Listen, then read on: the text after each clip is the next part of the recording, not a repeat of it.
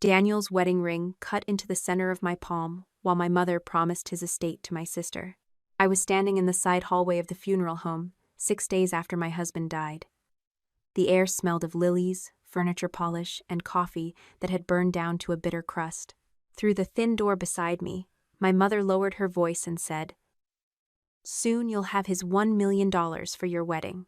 My sister, Paige, did not ask why Daniel's money would belong to her. She asked, "Will it clear before the ballroom payment is due?" My father answered before Mom could. "Once Natalie signs the company acknowledgement, the estate pays us. She'll sign if she thinks it protects Daniel's name." The ring pressed deeper into my skin. I did not open the door. I did not give them the satisfaction of seeing me break. I stepped backward, looked at the clock above the coat rack, and fixed the time in my memory. Before I tell you how my parents tried to turn my husband's death into my sister's wedding fund, tell me how you are doing today. Stay with me, and please subscribe to the channel so you can follow what happened when I finally stopped protecting the people who had never protected me. At 11:43 that morning, my mother had promised away an estate that had not even entered probate. That detail mattered later. At the time, all I knew was that Daniel was gone. My parents were planning something behind a closed door, and I still had to walk back into a room full of people who expected me to thank them for coming. I released my fist slowly. Daniel's ring had left a pale circle inside my palm. I slipped it onto the chain around my neck, tucked it beneath my black dress, and returned to the viewing room. My father was waiting beside the closed casket. Martin Whitaker had built a construction company from one truck and a rented garage. At 66, he still carried himself like every room belonged to him.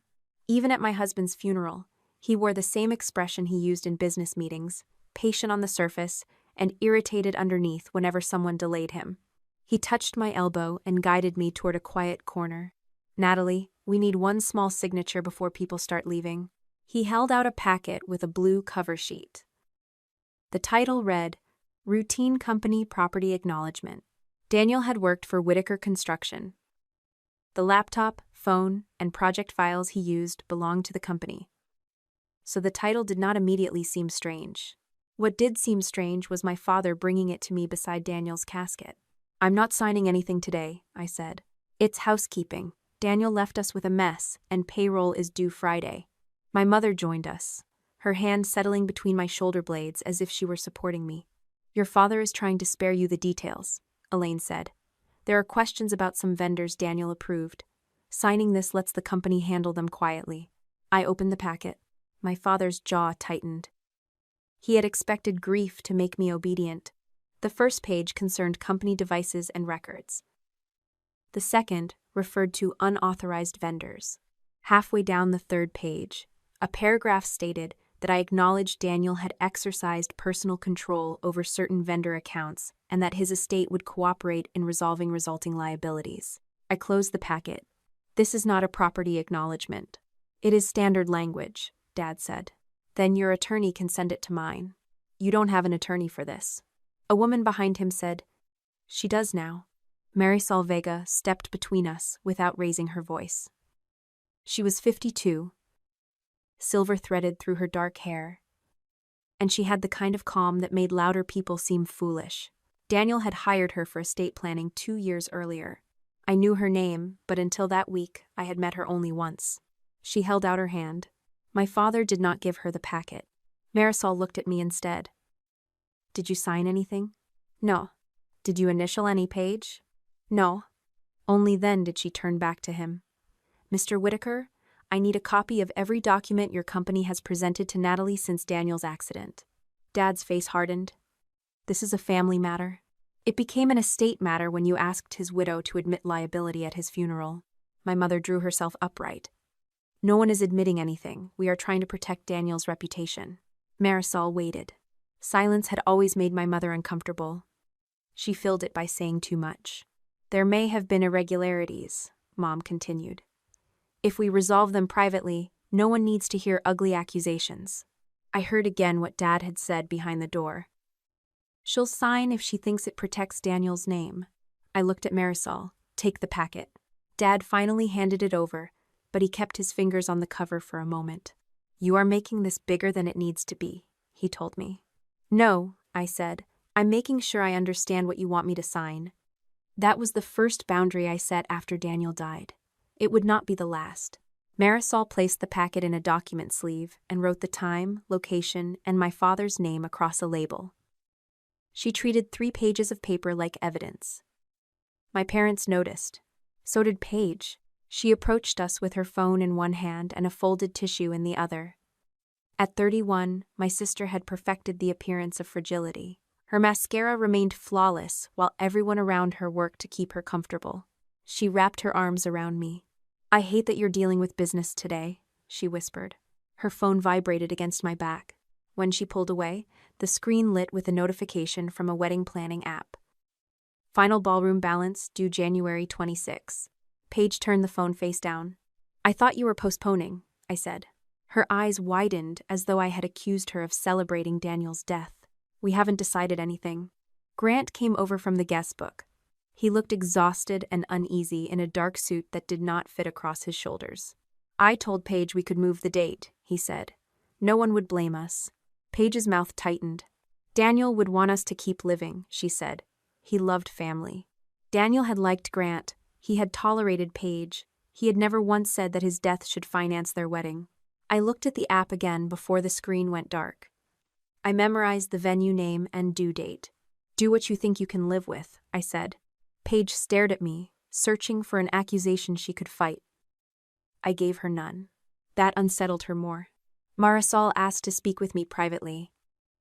We went into a small office used by the funeral director. The room had no windows. A brass lamp cast a yellow circle over the desk. "Daniel signed a will in 2023, she said. "It names you as the primary beneficiary and nominated executor. Does that mean I can stop whatever my parents are doing?" "Not yet. The court has not appointed you. Until probate is opened and you receive letters testamentary, you should not sign on behalf of the estate." I rubbed the chain at my neck. Did Daniel know they would do this? He knew there was a dispute coming at the company. What kind of dispute? Marisol chose her words carefully. He gave me a report and several working copies of records. He also left original documents and original media in a sealed steel box. A steel box? He instructed me to preserve it if Whitaker Construction tried to make him responsible for a vendor called Northline. The name meant nothing to me. What is Northline? I don't know enough yet to answer that honestly. It was not the answer I wanted, but it was the first honest answer anyone had given me all day. Why didn't Daniel tell me? I can't speak for him. I can tell you he did not believe he was going to die. That hurt more than the possibility that he had prepared for death. Daniel had made plans for a fight he expected to survive. Marisol told me she had come because Daniel had asked her to be present if anyone from the company approached me before probate opened. He had not predicted the funeral packet. He had simply known my father would move quickly if he felt threatened. "I need you to do 3 things, she said. "Do not confront them about Northline. Do not hand over any of Daniel's personal records.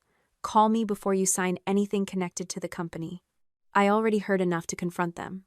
"What exactly did you hear?" I repeated every word from the hallway, including the time. Marisol wrote it down. "Good," she said.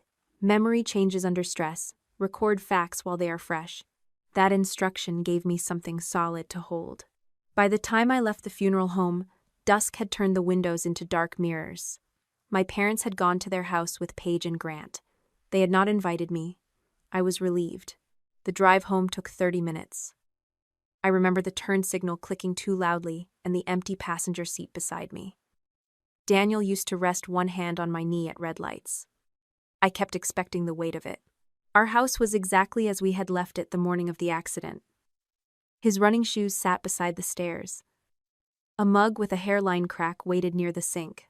His jacket hung over the back of a chair because I had complained for 10 years that he never used the hook. I set my purse down and opened the plastic bag the hospital had returned with Daniel's belongings. His wallet was there, his keys were there, his personal phone was there. His company laptop and company phone were not. A receipt had been folded beneath his watch. Whitaker Construction had reclaimed both devices through my father.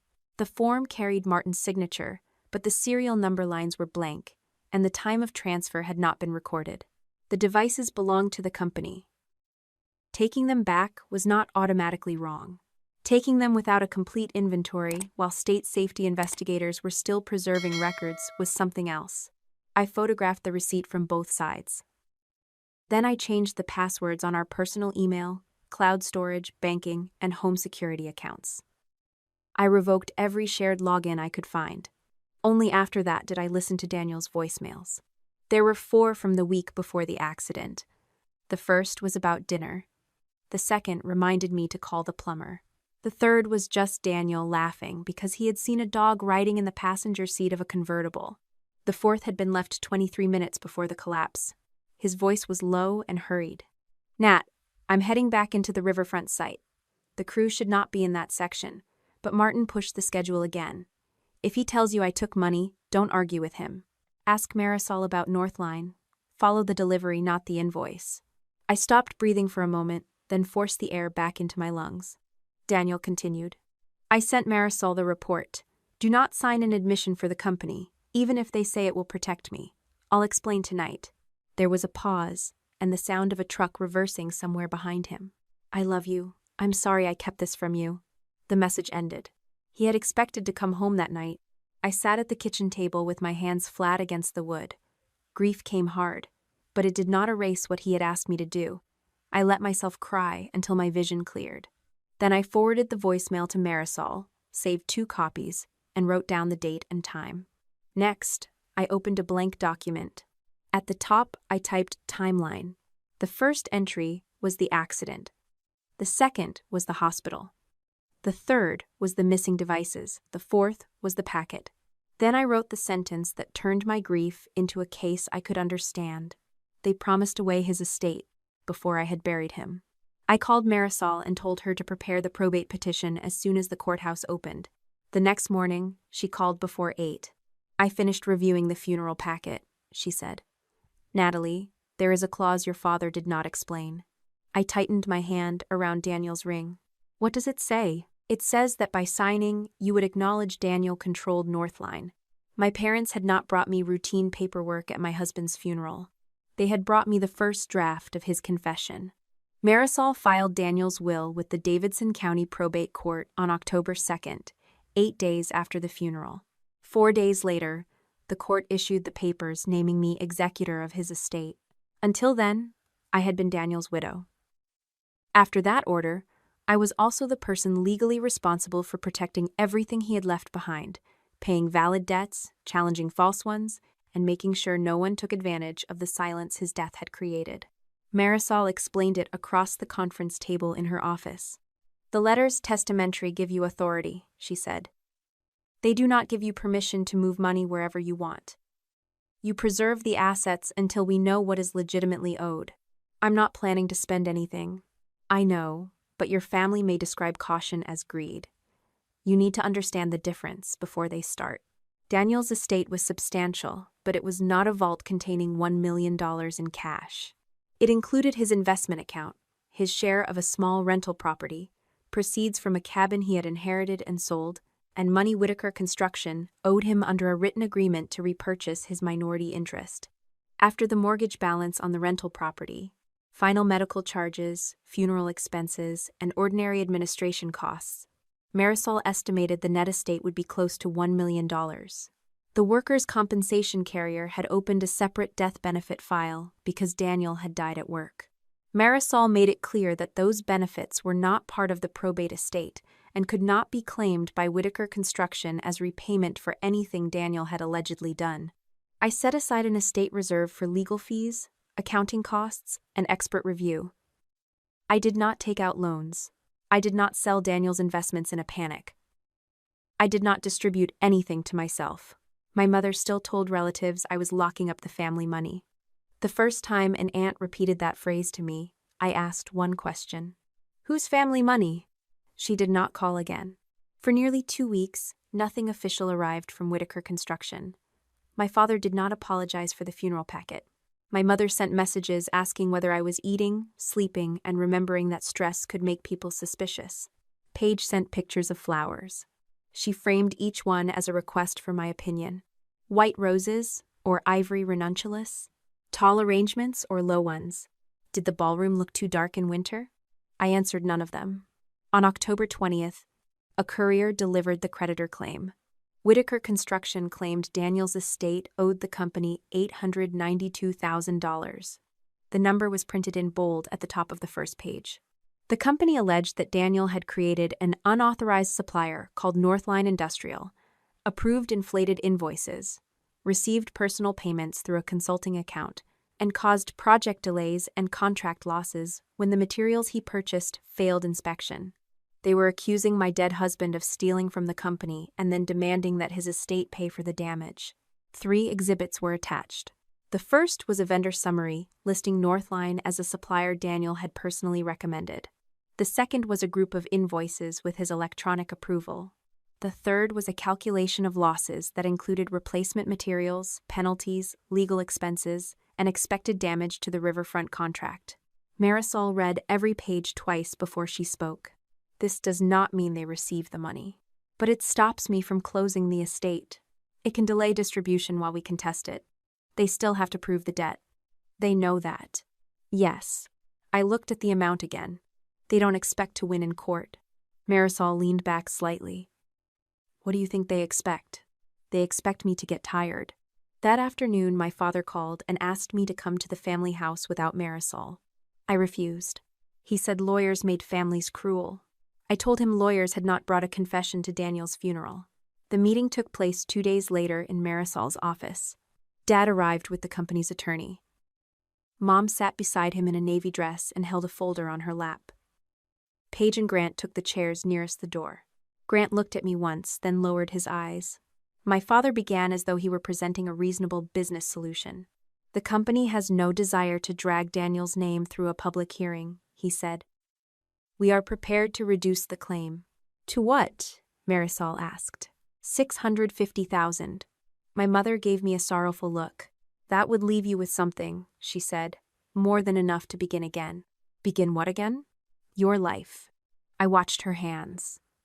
Her nails were newly done in the pale pink shade Paige had chosen for the wedding.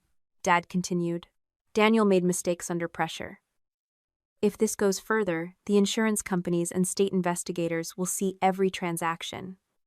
We can settle privately and describe it as a business disagreement. You accused him of stealing. We used the language required to preserve the company's rights. Marisol turned to the company attorney.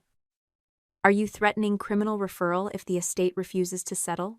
The attorney shifted in his chair. No one is threatening anyone. Paige spoke before he could continue. Can we please stop talking like strangers? If Natalie signs, everyone can move on before the wedding. Grant looked at her. Paige, he said quietly. What? This has been hanging over all of us. Daniel had been dead for 34 days. My sister was tired of his death interfering with her plans. Dad placed a proposed settlement on the table. If you sign this week, the company reduces the claim and avoids any public accusation of deliberate theft. Payroll continues. The projects continue. Hundreds of employees keep their jobs. There it was. Not a threat against me, a threat wrapped around people who had nothing to do with the fraud. I thought of the crews Daniel used to talk about over dinner. Men and women who worked in freezing rain and summer heat. Apprentices who needed their health insurance. Parents who could not afford to miss a paycheck. My father knew exactly which part of me he was pressing. I slid the document toward Marisol. I'm not discussing a settlement until she reads every line. Dad's patience cracked. You always need someone else to tell you what to think. No, I need someone qualified to tell me what you hid in the language. The meeting ended 10 minutes later. My parents left together. Paige followed them, but Grant stayed behind long enough to look at me. I didn't know the claim was that high, he said. I could not tell whether he was ashamed or calculating how much would remain for Paige. Ask her where she thought the wedding money was coming from. His face tightened. Then he left without answering. Marisol spent the next hour reviewing the settlement. The most dangerous sentence appeared on page 9. As executor, I would acknowledge that Daniel had exercised exclusive control over Northline's vendor account, its approvals, and all related transfers. Exclusive control. If I signed, my parents would gain more than $650,000. They would gain a statement from Daniel's legal representative saying he alone controlled the transactions. They could hand that sentence to the state safety investigators. They could give it to the company's insurer. They could use my signature to separate Martin, Elaine, and Paige from everything done through Northline. The settlement was not simply a way to take the estate. It was a way to make me help frame Daniel. I understand why they offered to reduce the amount, I said.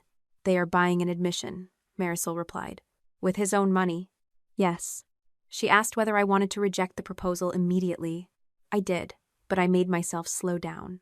I want to understand every allegation before we answer. That evening, I created a 4-column table. The first column listed each fact the company claimed. The second listed the source they cited.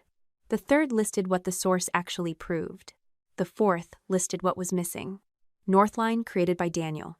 Source, vendor summary. Missing, application, tax record, account creator, approval history. Daniel received money. Source, transfer to Daniel Ross Consulting. Missing, account. Opening documents, withdrawals, actual beneficiary, Daniel approved invoices. Source, electronic approval image. Missing, device, login session, upload history, original timestamp. I worked until after midnight. Organizing the accusations did not lessen my grief, but it stopped the accusations from becoming one shapeless mass. Each claim had edges. Each edge could be tested. The first break came from an invoice included in Whitaker Construction's own filing. The company said Daniel had approved it on the afternoon of September 18th. At the bottom of the exhibit was an upload timestamp, 2:14 in the afternoon. At 2:14, Daniel had been in emergency surgery. I knew because the surgeon had come to the waiting room at 2:27 and told me they were still trying to control the internal bleeding. I called Marisol before sunrise. The invoice was uploaded while Daniel was unconscious. She asked me to read the timestamp twice. Then she said, "Do not say he could not have approved it yet. He was in surgery. The upload time may not be the signature time. Someone could claim he approved it earlier and another employee uploaded it later." The correction frustrated me, but she was right. I had found a contradiction, not a conclusion. By 9 that morning, Marisol had sent formal preservation demands to Whitaker Construction, Northline's vendor portal, the company's outside information technology provider, and the bank connected to the consulting account. The demands required them to preserve login histories, device identifiers, email headers, version records, server backups, access logs. No one was yet being ordered to give us everything. But once they received notice, destroying or altering the records would create another problem for them. My parents reacted before the information technology provider did. Mom left a voicemail saying she could not believe I was treating the family like criminals. Dad emailed me a list of employees whose jobs he said were endangered by my refusal. Paige posted a photograph of herself and Grant outside the ballroom. Beneath it, she wrote that family funds would clear soon and that after a painful season, their celebration was finally moving forward. She deleted the phrase family funds within an hour. I had already saved it. The shared wedding planning app also showed that the final ballroom balance was due within days of the proposed settlement deadline. The timing did not prove the estate was intended to pay the bill. It did prove Paige expected a financial event connected to the family to occur before the wedding deadline. I added both items to my table and labeled them context, not proof. That distinction became important. I was beginning to understand that a convincing lie often contained many facts. My parents were counting on me confusing facts with the story they had built around them. 3 days later, Marisol called while I was at work. The outside information technology provider responded to the preservation demand. I closed my office door. What did they find? Preliminary account activity under Daniel's user credentials. From before the accident? Some of it. I waited. Marisol's next words came slowly. His account was active 2 hours after the hospital recorded his death. My fingers tightened around the phone. Someone used his password? We do not know that yet. It could be a stored session, delegated access, an automated process, or a person using his credentials. Do not attach a name to it. What did the account do?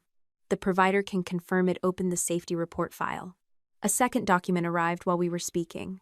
I heard Marisol's keyboard stop. What is it? I asked. The preliminary log shows a status change. From what to what? She was silent for a moment, reading the line again. From rejected to approved. My father had claimed Daniel approved the dangerous materials before the accident. Someone had changed the record after he was dead. The first person who officially told me Daniel's records had been altered was not Marisol or the private examiner. It was a Tennessee OSHA investigator named Owen Mercer. He met us in a government office on the last Monday of October. The room was narrow, with beige walls, a metal filing cabinet, and a window overlooking a parking garage. Mercer placed a digital recorder between us and explained that he was still gathering facts. He could not share witness statements, internal conclusions, or the full investigative file with me. "I understand," I said. What I wanted to say was that my husband had died at a site my father controlled, and everyone seemed to have more access to the truth than I did. Instead, I handed him a copy of Daniel's final voicemail and the stop work notice Marisol had received before the accident. Mercer read the notice carefully. It identified the Riverfront Warehouse Project, the Eastern Support Line, and a group of structural connectors whose certification Daniel had been unable to verify. At the bottom was Daniel's instruction that no work continue in the affected area until the material records were confirmed. "This copy came to your office before the collapse?" Mercer asked Marisol. "Daniel emailed it to me at 8:17 that morning," she said. "The original email, headers, and attachment have been preserved." Mercer made a note. "The company's version is different." I sat straighter. "Different how?" "The records initially provided to us show the area as approved for limited work." "Approved by Daniel?" "The file contains his electronic approval. That was added after he died." Mercer's expression did not change. "We have received notice of account activity after his death. Our technical team is coordinating with the appropriate agencies." I wanted him to say he believed me. Instead, he did what competent investigators were supposed to do. He separated what we suspected from what he could prove. "Did my father give you the approval file?" I asked.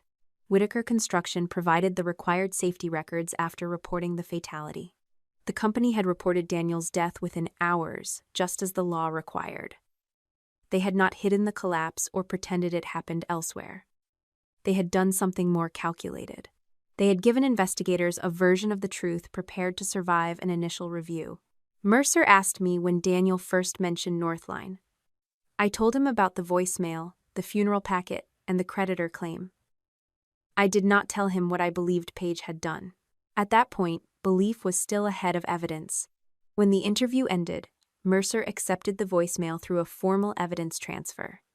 Marisol kept our original copy and documented the handoff. In the hallway, I asked her whether Tosha would stop the creditor claim. "No," she said. "The safety investigation and probate dispute are separate. So my family can accuse Daniel of causing the accident while the agency is still deciding what happened? They can make the accusation. They still have to support it." Every answer seemed to end with the same requirement: proof. 2 days later, Marisol arranged a meeting with one of the workers Daniel had pulled out of the collapse zone. His name was Luis Mendoza. He was 26 and had worked for Whitaker Construction for 3 years. He arrived at Marisol's office wearing a canvas jacket over his work clothes. Dust had settled into the seams of his boots. Luis would not sit at first. He stood beside the conference table with his hands in his pockets and looked at the door every time someone passed in the corridor. "You are not being recorded," Marisol told him. "I will take notes. You may stop at any time." He nodded but remained standing. I thanked him for coming. His eyes moved to the ring hanging from my necklace. "Daniel saved me," he said. The words were direct, without performance. Luis told us that Daniel had arrived at the riverfront site angry.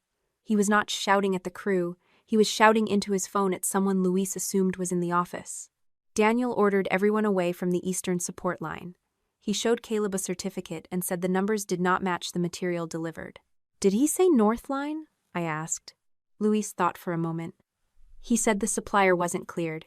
He said somebody skipped the paperwork." "Did you see Daniel approve the area afterward?" "No." "Did anyone tell you he had?" Luis looked down. After the accident, one of the company lawyers said Daniel had changed his mind. They asked whether I remembered him saying the work could continue. "What did you tell them?" "That I didn't hear him say that." Marisol asked, "Were you asked to sign anything?" "They gave me a statement. I didn't sign it." He had been standing near a temporary access platform when Daniel saw movement in the frame above them. Daniel grabbed Luis by the back of his harness and shoved him toward the clear zone. Another worker, Mason Reed, was closer to the failing connection. Daniel reached him next. Mason escaped with a fractured wrist and cuts across his shoulder. Daniel did not make it out. "Will Mason speak with us?" I asked. Luis's hesitation gave me the answer before he did. "His older brother runs one of Martin's concrete crews," he said. "Mason's worried they'll both lose their jobs. My father cannot fire them for telling the truth." Marisol glanced at me. The law and reality were not always the same thing. Luis agreed to let Marisol pass his information to Mercer. He was not ready to sign an affidavit, but he was willing to speak with Tosha again if contacted through counsel. I thanked him. He finally sat down. "There's something else," he said. Daniel kept saying the bolts weren't the bolts on the certificate. "They were bolts?" I asked. "Big structural bolts and connector pieces. They came in heavy boxes. Caleb knew which shipment." That was the first time Caleb Turner's name entered the investigation as more than a line in a personnel file. My father had already offered his version of Caleb. According to Martin, Caleb had a history of taking scrap material from job sites without permission. The company had disciplined him the previous year.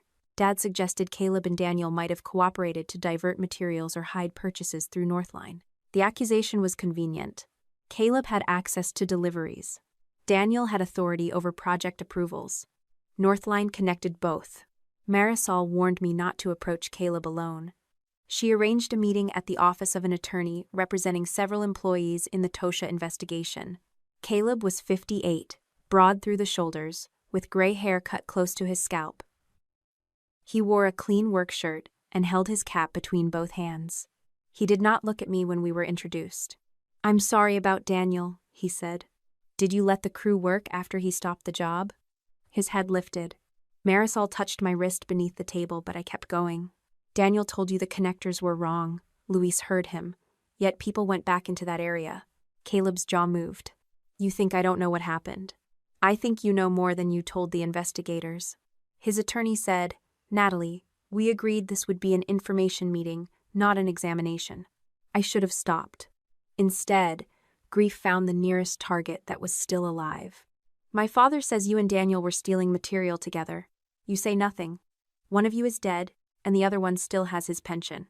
Caleb stood so quickly that his chair struck the wall. "My pension?" he said. "You think that's what I'm protecting?" He put on his cap. "My wife's insurance comes through that company. She starts another round of treatment in December. Martin knows it, Elaine knows it, everybody in that office knows it." I had not known. Caleb looked at me for the first time. "Daniel told me to clear the east line." I did. Martin called and said the notice was internal, the engineers were still reviewing it, and we could keep a limited crew on the west side. Then the schedule changed on the tablet. The east tasks came back active. Who changed them? I don't know. Did you send anyone back? I told 2 men to check staging near the boundary. Daniel arrived and saw them closer than they should have been. His voice roughened. "He got them out, I didn't." Caleb left before I could respond.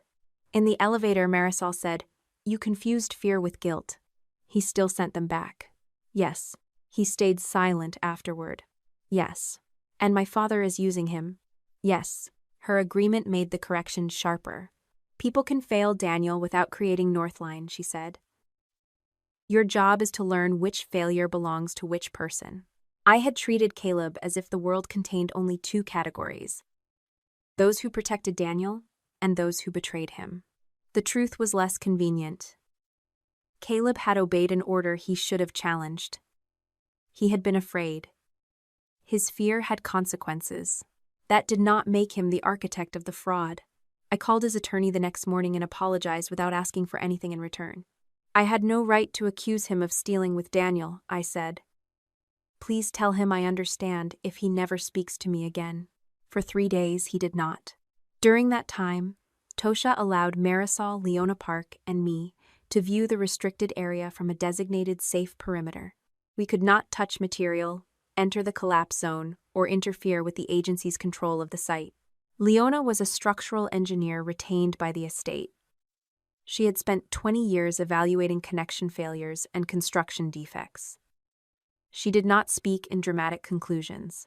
She pointed toward a row of exposed steel connections. The pieces at issue are not ordinary hardware, she explained. They are high-strength bolts and connector assemblies. They hold permanent structural members together. So, they were supposed to stay in the building? Yes. During construction, they also carry load as the frame is erected. A defective connection can fail before the building is complete or remain hidden after finishing work covers it. The river moved behind the warehouse, gray beneath the November sky. Wind pushed through gaps in the unfinished exterior and carried the smell of wet concrete and rust. A section of the frame had been stabilized with temporary supports after the collapse. The damaged beam had been removed, but scrape marks remained on the concrete where it had struck. I stopped at the boundary tape. Daniel had stood somewhere beyond it. My body reacted before my mind could turn the place into measurements and evidence. My knees weakened, and the ring beneath my coat seemed heavier against my chest. I did not cross the barrier. I did not ask anyone to let me closer. I stood there until I could breathe evenly again, then asked Leona what Daniel would have seen. She showed me photographs taken by Tosha on the day of the accident. One connector had fractured near the bolt hole.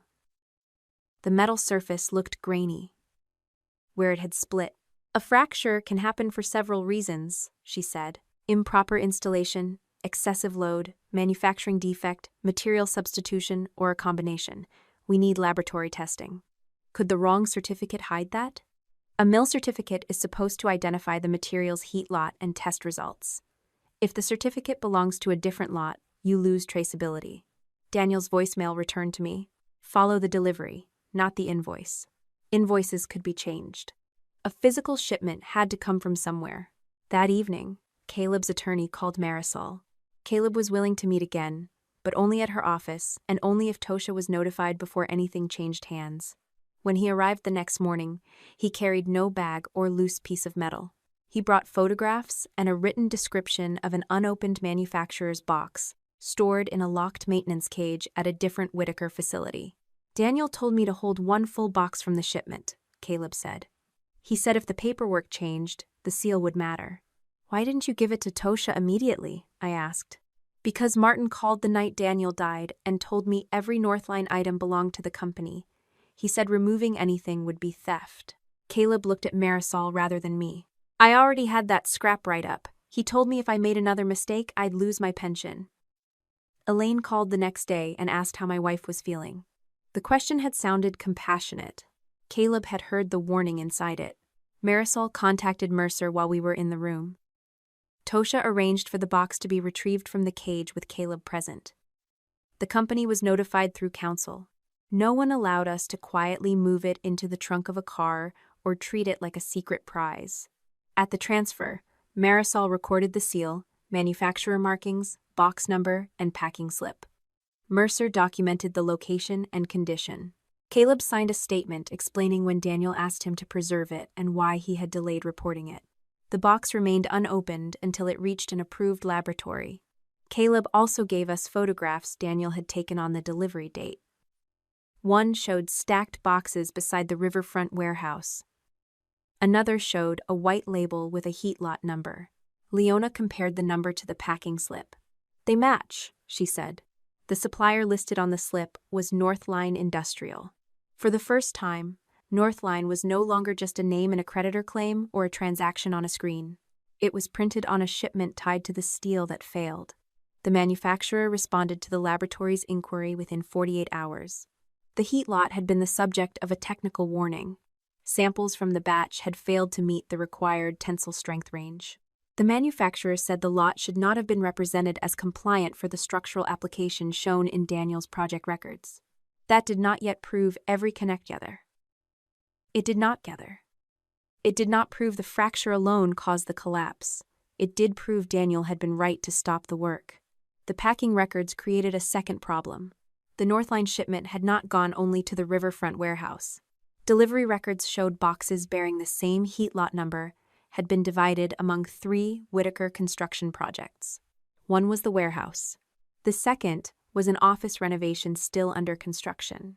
The third was a converted textile building where restaurants and shops had already opened in completed sections while construction continued elsewhere. Leona was careful with her words. "We do not know that installed connections at either site are defective," she said. "We know material from a warned lot may have been delivered. Both sites need inspection." Marisol sent the records to Mercer and the appropriate building authorities through documented channels. My father called me less than an hour later. "What did you give the state?" His voice told me he knew before any formal notice had reached him. "Talk to your attorney. Natalie, if regulators shut down 3 projects because of incomplete information, people will lose their jobs. Then you should have given them complete information after Daniel died. You do not understand construction." "No." Dad lowered his voice. "Caleb is protecting himself. He has stolen from the company before.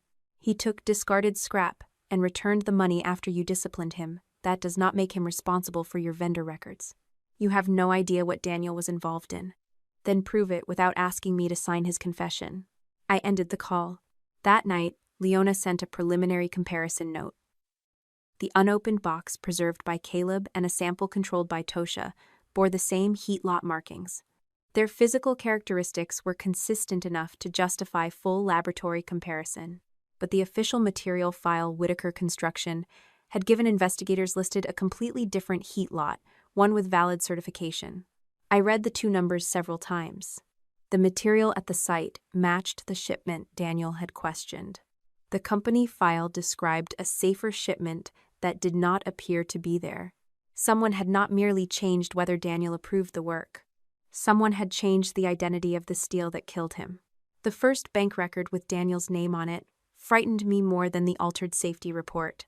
A forged approval could be explained by stolen credentials. A payment account called Daniel Ross Consulting suggested planning, ownership, and intent.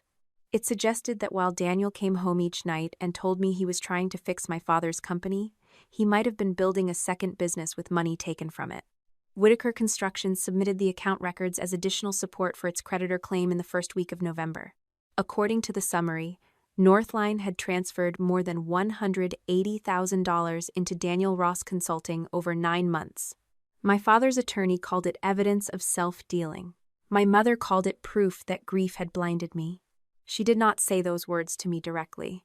She said them to women from her church, 2 members of the Historical Preservation Board, and an old family friend whose husband had once invested in one of Dad's projects.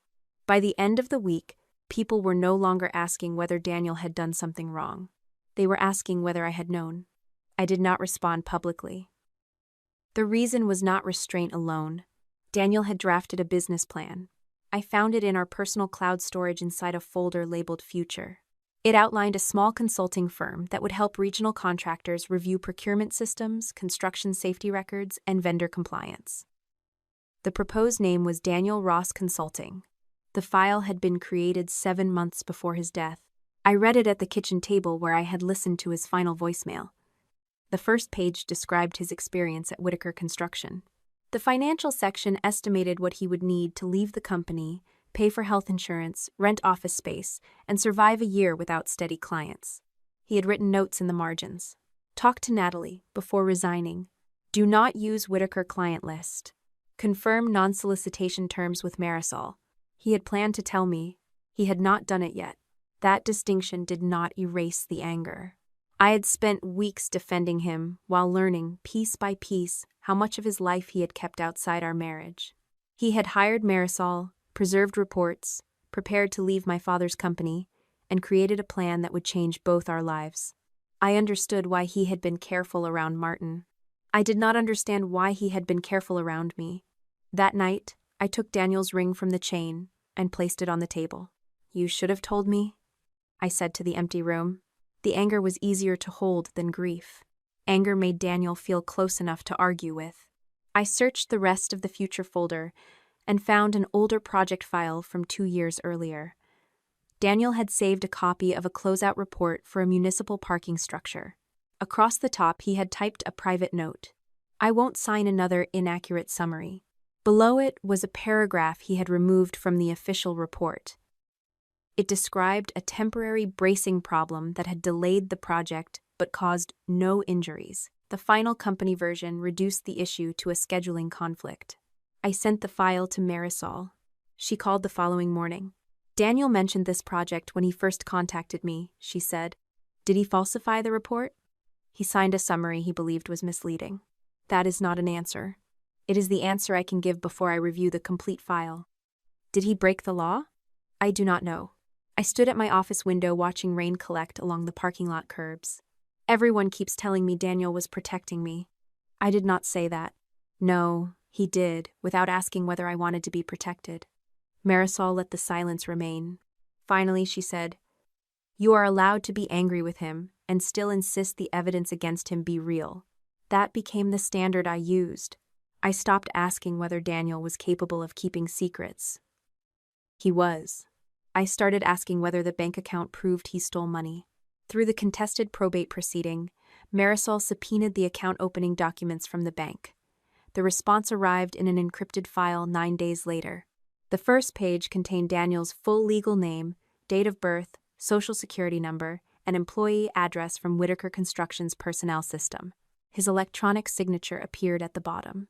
At first glance, it looked genuine. The second page did not. The contact email was daniel.ross@rossconsulting.com. The letter that looked like a lowercase l in consulting was actually a capital I. The real domain Daniel had reserved for his future business used the correct spelling and had never hosted email. The bank's fraud department provided the internet address used during the application. It came from Whitaker Construction's office network on a Tuesday afternoon when Daniel's site access record and a client meeting calendar placed him 40 miles away. The signature image had also been pasted at a different resolution from the rest of the application. A bank employee could not tell us who opened the account.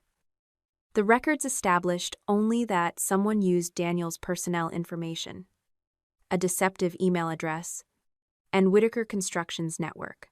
It was the first clear sign that Daniel Ross Consulting existed in two forms. One was a real plan Daniel had created but never launched. The other was an account someone built around that private truth. They knew enough to make the lie believable, I told Marisol. Yes. Who had access to his business plan? We do not know that they saw the plan. They used the exact name. Daniel may have mentioned it at work. The domain registration may have been discoverable. His computer may have been accessed. Every answer widened the group of possibilities. I wanted one name. Evidence gave me access patterns instead. The bank records showed the account received money but made no direct payments to Daniel's personal accounts. Most transfers moved onward within 48 hours.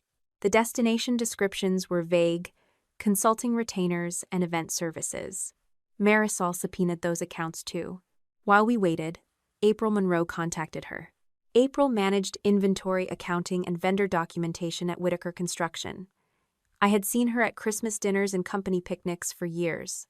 She was quiet, precise, and usually seated near the edge of a room with a calculator or stack of receipts in front of her. She agreed to meet us at a 24-hour diner outside downtown after her shift. She brought her own attorney. The diner smelled of fryer oil and maple syrup. April chose a booth where she could see the front door. I'm not here because I suddenly got brave, she said before Marisol could begin. I'm here because I heard Martin is blaming Caleb. She removed a folded sheet of paper from her purse. It was not a stolen company document. It was a list she had prepared from memory and from records already produced through formal channels. Northline never completed vendor onboarding, she said. No signed tax form, no current insurance certificate, no reference check, no approved banking verification. How did it get paid? I asked. A temporary vendor code. Who could create one? Controller Access or Finance Administration. Paige was the company controller. April looked down at her coffee. Paige told me Daniel approved Northline verbally because the riverfront job was behind schedule. She said the tax paperwork would follow. Did you ask Daniel? I emailed him. What did he say? He asked what Northline was. That email had not appeared in the records Whitaker Construction gave Tosha or the probate court. April had not saved a private copy, but she remembered the subject line and approximate date. Marisol could request it from the company's archived email system and outside provider. Why didn't you stop the payments? I asked. I froze the vendor once. What happened?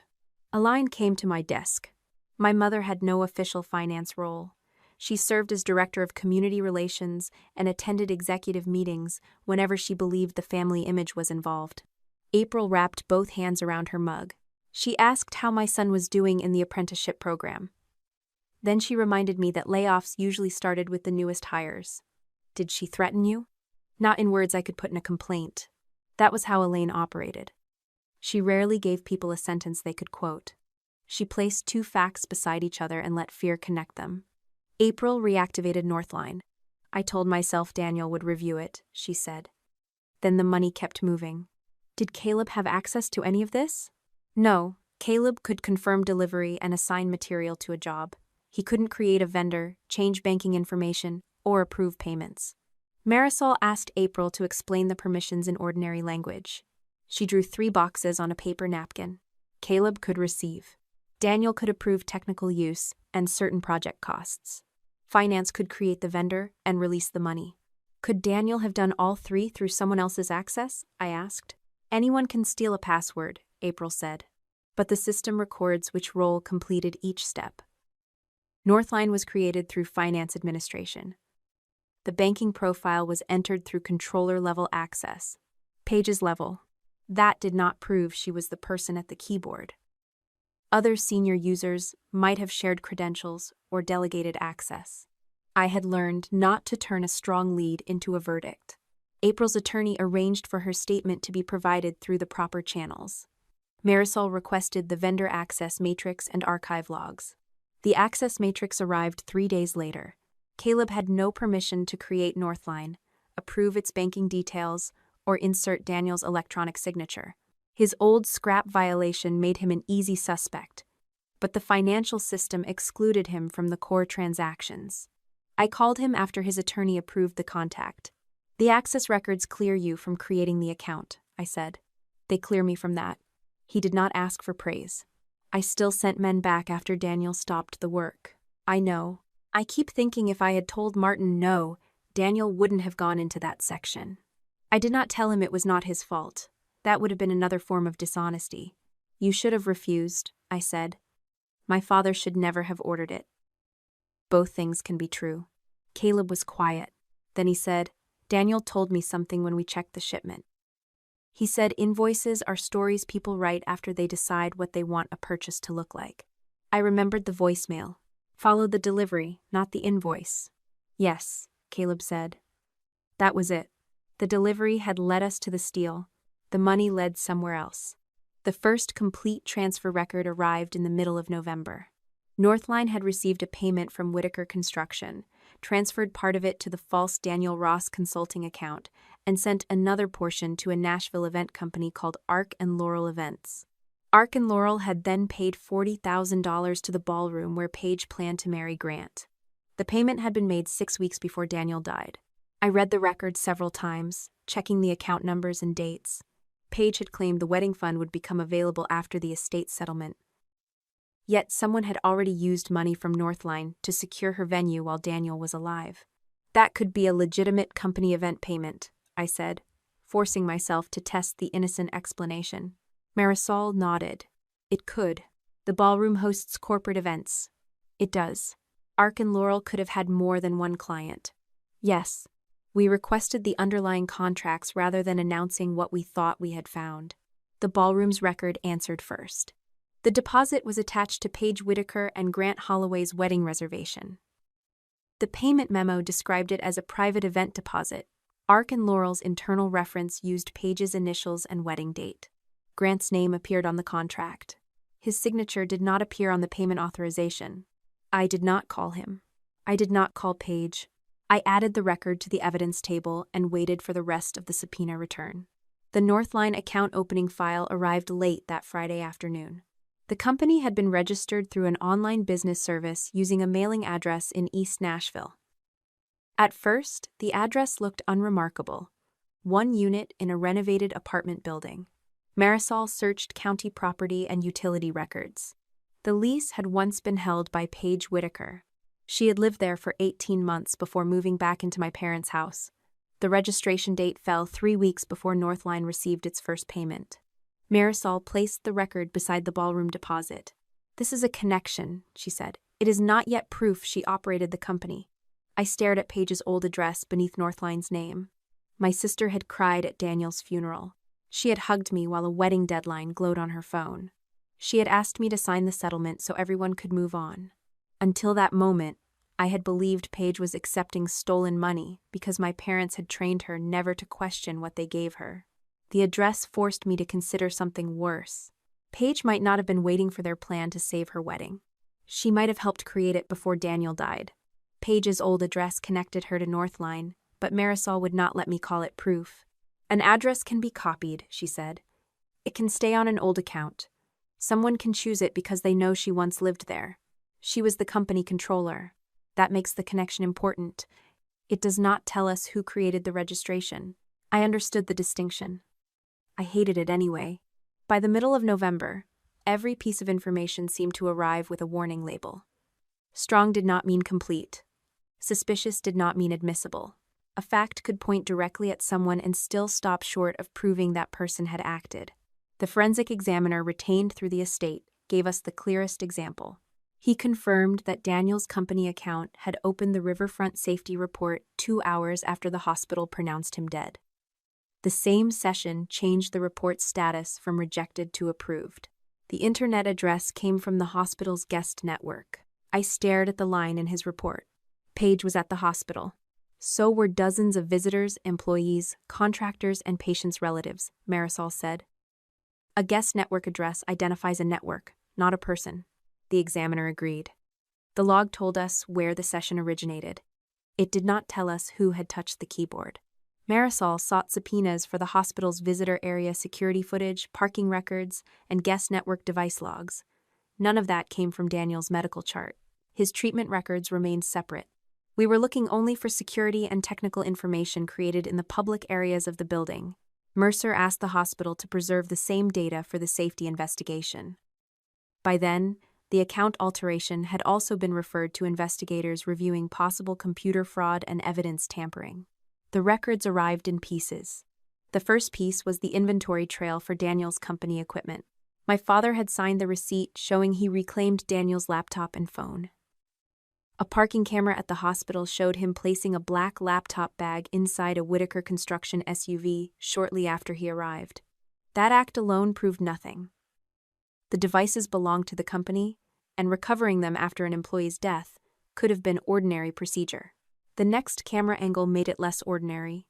At 3:12 that afternoon, Paige left the family waiting area, crossed the visitor entrance, and walked toward the company SUV. 18 minutes later, she came back carrying the black laptop bag. She told a hospital security officer that she needed to retrieve company property for her father. The officer noted the interaction because Paige had asked which lobby had the strongest guest Wi-Fi. Marisol read that sentence twice. "Still not proof she changed the report," she said. "No, but it explains how Daniel's laptop reached the hospital network." The guest network records identified a device with the same hardware address later found in Whitaker Construction's inventory backup. It connected during the period Paige was away from the family room. The examiner then matched that device to the session that opened Daniel's account. The login did not require someone to type Daniel's password. His laptop still held a remembered session cookie. Opening the safety system triggered a secondary authentication request through the company's vendor portal. That approval went to a token registered to a phone number ending in 4821. I knew the number. Paige had used it for years. April confirmed it was also the number attached to Paige's controller profile in the vendor system. The chain was no longer one suspicious internet address. It was Daniel's laptop, the hospital network, the 18-minute window, and Paige's authentication token. I should have let Marisol and the investigators continue. Instead, I asked Paige to meet me. Part of me still wanted an explanation that would place her beside the wrongdoing rather than inside it. I wanted her to tell me Dad had ordered her to collect the laptop, that Elaine had taken her phone, that she had approved a request without understanding what it changed. That hope was not innocence. It was habit. For most of my life, Paige had made a bad choice, cried, and waited for someone else to identify the person who had pressured her. I had helped do it more times than I wanted to remember. We met at a quiet coffee shop near Belmead. Paige arrived in a cream coat with her hair pulled back. She looked tired, but her wedding planning binder was sticking out of her tote bag. She did not order anything. "You told Grant I stole your old address to frame you," I said. Her face tightened. "He had a right to know you were coming after me." I asked him where the wedding money came from. "You made it sound criminal. Was Northline registered at your old apartment?" "I haven't lived there in years." "That wasn't my question." She looked toward the front window. "Dad's company used addresses connected to family members all the time. Storage, mail, temporary registration. I didn't handle every form." "You had controller access. So did other people. Did Dad ask you to retrieve Daniel's laptop at the hospital?" Her eyes returned to mine. "What does that have to do with anything?" "Did he?" "Yes, the company needed its property." "Why did you ask about the guest Wi-Fi?" "I had vendor payments waiting. Daniel had just died, and Dad was trying to keep 120 people employed." The answer came too quickly and contained more detail than I had offered. "What did you approve from Daniel's laptop?" Paige's expression changed. Not much. A pause, a tightening around her mouth. Then tears filled her eyes. "You waited until Daniel was dead to turn me into your enemy." "I'm asking what you did." "I did inventory. I checked pending items. Dad told me the company could collapse if we lost access to the project files." "Did you use the token attached to your phone?" She pushed back from the table. "You subpoenaed my phone?" "I didn't say that." "You're investigating me while Mom is trying to keep the family together and Dad is trying to save the company. You don't care what happens to anyone but Daniel. He died because someone changed the truth, and you've decided it had to be me." "I haven't decided anything. I'm giving you the chance to explain." Paige wiped her face and stood. "No, you're giving me the chance to confess to whatever story your lawyer built." She left the coffee shop without touching her wedding planning binder. I sat alone for several minutes, replaying the conversation. The moment I reached Marisol's office, I told her exactly what I had asked. She did not raise her voice. "You disclosed the laptop and the token?" I did not tell her about the device identifier. "You told her enough to know where the investigation is going." I thought she might cooperate. "You hoped she would make you feel better about suspecting her." The accuracy of that hurt. The next morning, Paige reported her phone damaged. According to her attorney, it had fallen into a sink while she was washing makeup brushes. She replaced it before investigators could arrange a voluntary inspection. The original device was not recovered. My mistake did not destroy the case. Preservation notices had already reached the mobile provider, the vendor platform host, and the outside information technology company. They retained token registration records, authentication events, and cloud backups independent of Paige's phone. But the device itself might have contained local messages, cached files, or evidence showing who had held it during the hospital session. I had warned her. I added that mistake to my timeline, rather than inventing an excuse for it. Daniel had once told me that intelligence was not the same as never being wrong. Intelligence was recognizing when pride had entered the decision and correcting course before it cost more. After that meeting, I stopped contacting Paige directly. The next important discovery came from a detail so small my father's attorney had probably never noticed it. Daniel labeled his working drafts. The copy he sent Marisol before the accident carried a footer that read DR-17. Between two paragraphs, he had also left a slightly wider space. It was not a trap involving false safety information. It was ordinary version control, the kind he used so he could tell which copy someone was reviewing. The company claimed Daniel later approved a final report. That supposed final file also carried DR-17 and the same harmless spacing pattern. If Daniel finalized it, why would it keep the working draft marker? I asked. "It should not," the examiner said.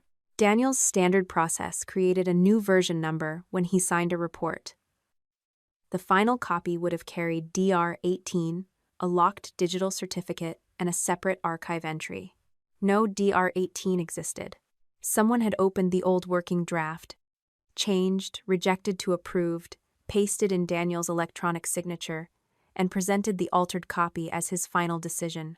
The marker did not identify the person who made the change. The device and token records did that work. Together, they established something stronger than either could alone. Daniel had never created the approved version. The full bank returns arrived 3 days later.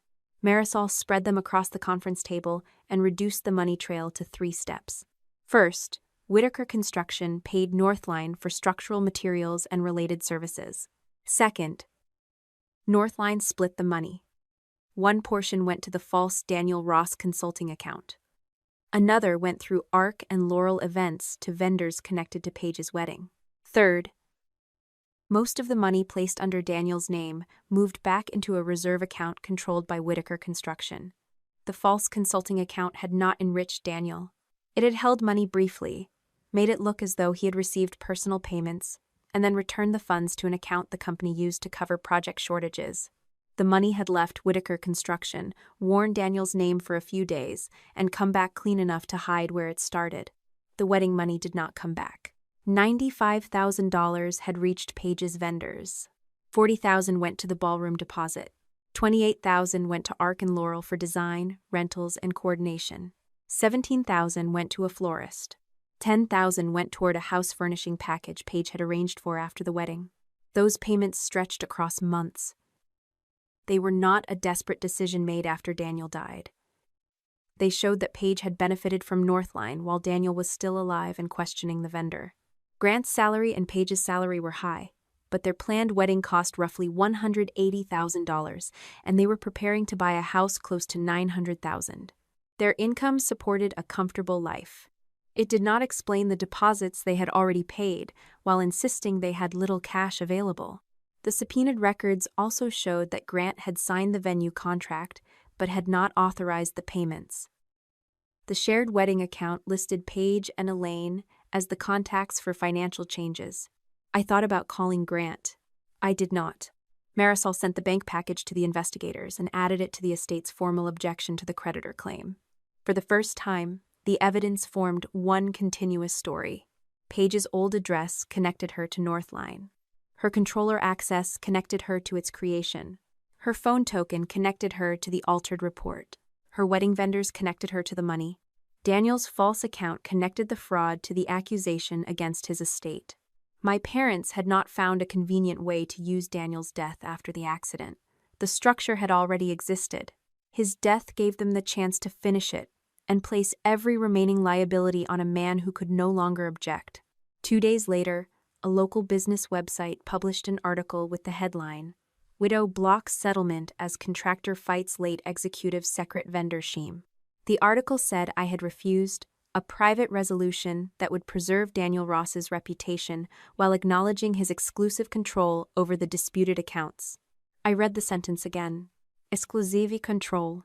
That phrase did not appear in the public creditor claim. It appeared only in the confidential settlement draft exchanged between the lawyers. Someone with access to the private negotiations had given it to the reporter. The bank records showed Paige had used Daniel's name to move money. The article showed my mother was ready to use mine to destroy anyone who believed me. The article appeared on a Tuesday morning, but the damage had begun before most people finished breakfast. By 9, 2 board members from my workplace had forwarded it to me. At 10, a former Whitaker Construction client asked whether Daniel had used my position to hide money. Before lunch, someone left a printed copy beneath the windshield wiper of my car. I carried it into Marisol's office without folding it. The reporter had quoted a phrase from the settlement proposal: exclusive control over the disputed vendor accounts. That wording did not appear in the public creditor claim. It existed only in the confidential draft exchanged between the 2 legal teams. Marisol placed the article beside her copy of the settlement. 6 people received this exact version, she said. 2 on our side, 4 on theirs. Can we prove who leaked it? Not yet. She created a written log of every recipient, the date the file had been sent, and the electronic addresses used. Then she issued preservation demands covering email accounts, document sharing logs, and communications with the reporter. I opened my laptop and wrote a response. Daniel did not control Northline. His account was used after his death. Money from Northline paid my sister's wedding vendors. The company altered his safety report while he lay dead in a hospital. Every sentence was true. Marisol read the draft and closed the screen. If you publish this, Paige knows exactly which financial records we have.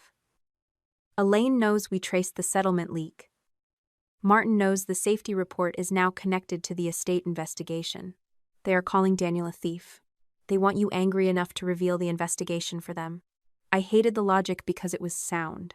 My silence had always been useful to my family. This time, however, I was not silent because they had intimidated me. I was silent because I had chosen the timing. I saved the response in a private folder and did not publish it. 2 days later, Elaine appeared at a charity luncheon hosted by a regional children's foundation. I was not there. The foundation posted the event recording on its public website, and an old family friend sent the link to me with a message asking whether I had seen what my mother said. Elaine stood at a podium beneath a banner about resilience and community care. She wore soft gray and spoke without notes. My family has endured a devastating season, she told the room. We lost a man we loved, and we discovered that grief does not erase the consequences of decisions made under stress. She never said Daniel had stolen money. She did not need to. She spoke about protecting employees, honoring commitments, and repairing damage without humiliating the dead. Then she asked the audience to pray for a family member who had allowed pain to become anger. The camera showed several women nodding. My mother had turned me into the threat without using my name. I watched the recording twice. The first time, I heard the accusations. The second time, I studied the construction. Daniel had made decisions under stress. My parents were repairing damage. I was acting from anger. Elaine's version gave every person in the room a role they already understood. Martin was the burdened employer. Paige was the grieving bride. Elaine was the mother holding everyone together. I was the widow refusing peace. She had always been skilled at making cruelty sound like concern. When Paige failed a class in high school, Mom told people the teacher lacked compassion. When Dad fired an employee who questioned his accounting, Mom described the man as unstable. When I stopped attending Sunday dinners after Daniel and Martin began fighting, Mom said marriage had made me distant. She did not invent facts from nothing. She arranged them until only one conclusion seemed polite. I downloaded the public video, saved the page address and upload date, and sent both to Marisol. Then I went back to work. That choice became harder after Caleb delivered a recording from an employee meeting at Whitaker Construction. He had attended the meeting and recorded it openly on his phone because several workers were joining by video and the company had said employees could keep notes. His attorney transferred the original file to Marisol with the date, device information, and Caleb's statement. Martin's voice filled the conference room speakers. The company remains committed to payroll, he told the employees. But outside legal attacks are freezing funds we need to operate. No one in the recording said my name at first. Martin waited until someone asked whether the creditor dispute could close the company. Then he answered, Daniel's estate is refusing a reasonable resolution. Until that changes, every paycheck depends on how long the attack continues. A worker asked whether Martin meant me. Dad paused before saying, Natalie controls the estate. That was enough. Within 2 days, 3 employees sent me messages asking whether I planned to take their health insurance away. Caleb's hours were reduced. April's son was removed from the apprenticeship schedule and told there was no work available for new hires. Martin did not fire either of them. He did not write that they were being punished for cooperating. The changes were presented as ordinary cost-cutting. The timing made the message clear. I took the recording to Marisol. If I withdraw the claim objection, what happens to the employees? The company receives leverage over the estate. It does not guarantee payroll. What if I agree to a temporary payment? You would be financing the people who filed a false claim against Daniel. I'm asking whether there is a way to protect the workers without protecting my parents. Marisol considered that before answering. Not through a private payment to Martin. If the company becomes insolvent, employee protection has to come through a structured process, lender oversight, or a sale. You cannot personally manage a company you do not own. I knew that. Still, part of me had wanted a clean option in which I paid enough to keep the innocent people safe while continuing the fight. There was no clean option. I sent one written statement to the employees who had contacted me. I did not discuss evidence or blame. I said only that Daniel's estate had not frozen company payroll, had not sought control of operating accounts, and had not requested layoffs or reduced hours. After that, I stopped responding. Martin wanted every worker to see me as the person choosing whether they ate. I refused the role. The next pressure point was Luis Mendoza. He had agreed to speak with Tosha again about Daniel ordering the crew out of the eastern section. Before the interview, his attorney called Marisol and said Luis no longer remembered hearing a stop work instruction. The change was like too specific to be ordinary fear. I asked whether we could speak with him. Not directly, Marisol said. His attorney asked us not to contact him. 3 days later, Luis's attorney delivered a voicemail Luis had preserved from Elaine. My mother's tone was warm. Luis, I heard your brother may be moving into a permanent position with the concrete division. That would be wonderful for your parents. Stability matters so much after an accident. Health coverage, steady hours, all the things families depend on. She paused. I also hope no one is pressuring you to remember things differently than they happened. Daniel was under tremendous strain. And grief can make people certain about conversations they only partly heard. Your family has already been through enough. There was no direct threat. Elaine did not tell him to lie. She did not mention firing his brother or canceling insurance. She placed employment, health coverage, and memory in the same message and trusted Luis to understand. Marisol transferred the voicemail to the investigators with its original file information and Luis's written account of when he received it. Is that witness intimidation? I asked. It is evidence of pressure, she said. The investigators will decide how it fits with the rest. We do not name a crime before the facts support it. Luis did not return to his original statement immediately. That hurt. But I understood him better than I had understood Caleb. My mother's weapon was not simply fear. It was the belief that accepting harm was the responsible choice when other people's security depended on your silence. I had lived under the same belief for years. By early December, I was sleeping 3 or 4 hours a night. I worked all day, reviewed records in the evening, and woke before dawn to replay details I could not change.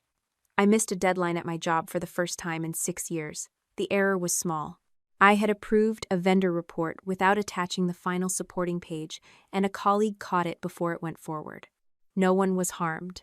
That did not stop me from sitting in my office after everyone left, staring at the missing attachment as though it proved I could no longer trust myself. My supervisor closed the door behind her. You need time off, she said. I need to finish this review. You finished it. You are still sitting here. I looked at the page. Daniel had hidden parts of his work from me because he thought he could contain the problem. I had spent weeks condemning that choice while doing the same thing with my grief. I took 2 personal days and made an appointment with a grief counselor. Her office had a blue chair, a box of tissues I refused to touch, and a clock that made each silence measurable. She asked what I feared would happen if I stopped working on the investigation for 1 day. They will change the story. Who? My parents. The company. Anyone who finds their version easier. And what happens if you keep working every minute? I stay ahead of them. She waited. I heard how impossible the answer sounded. The investigation could clear Daniel.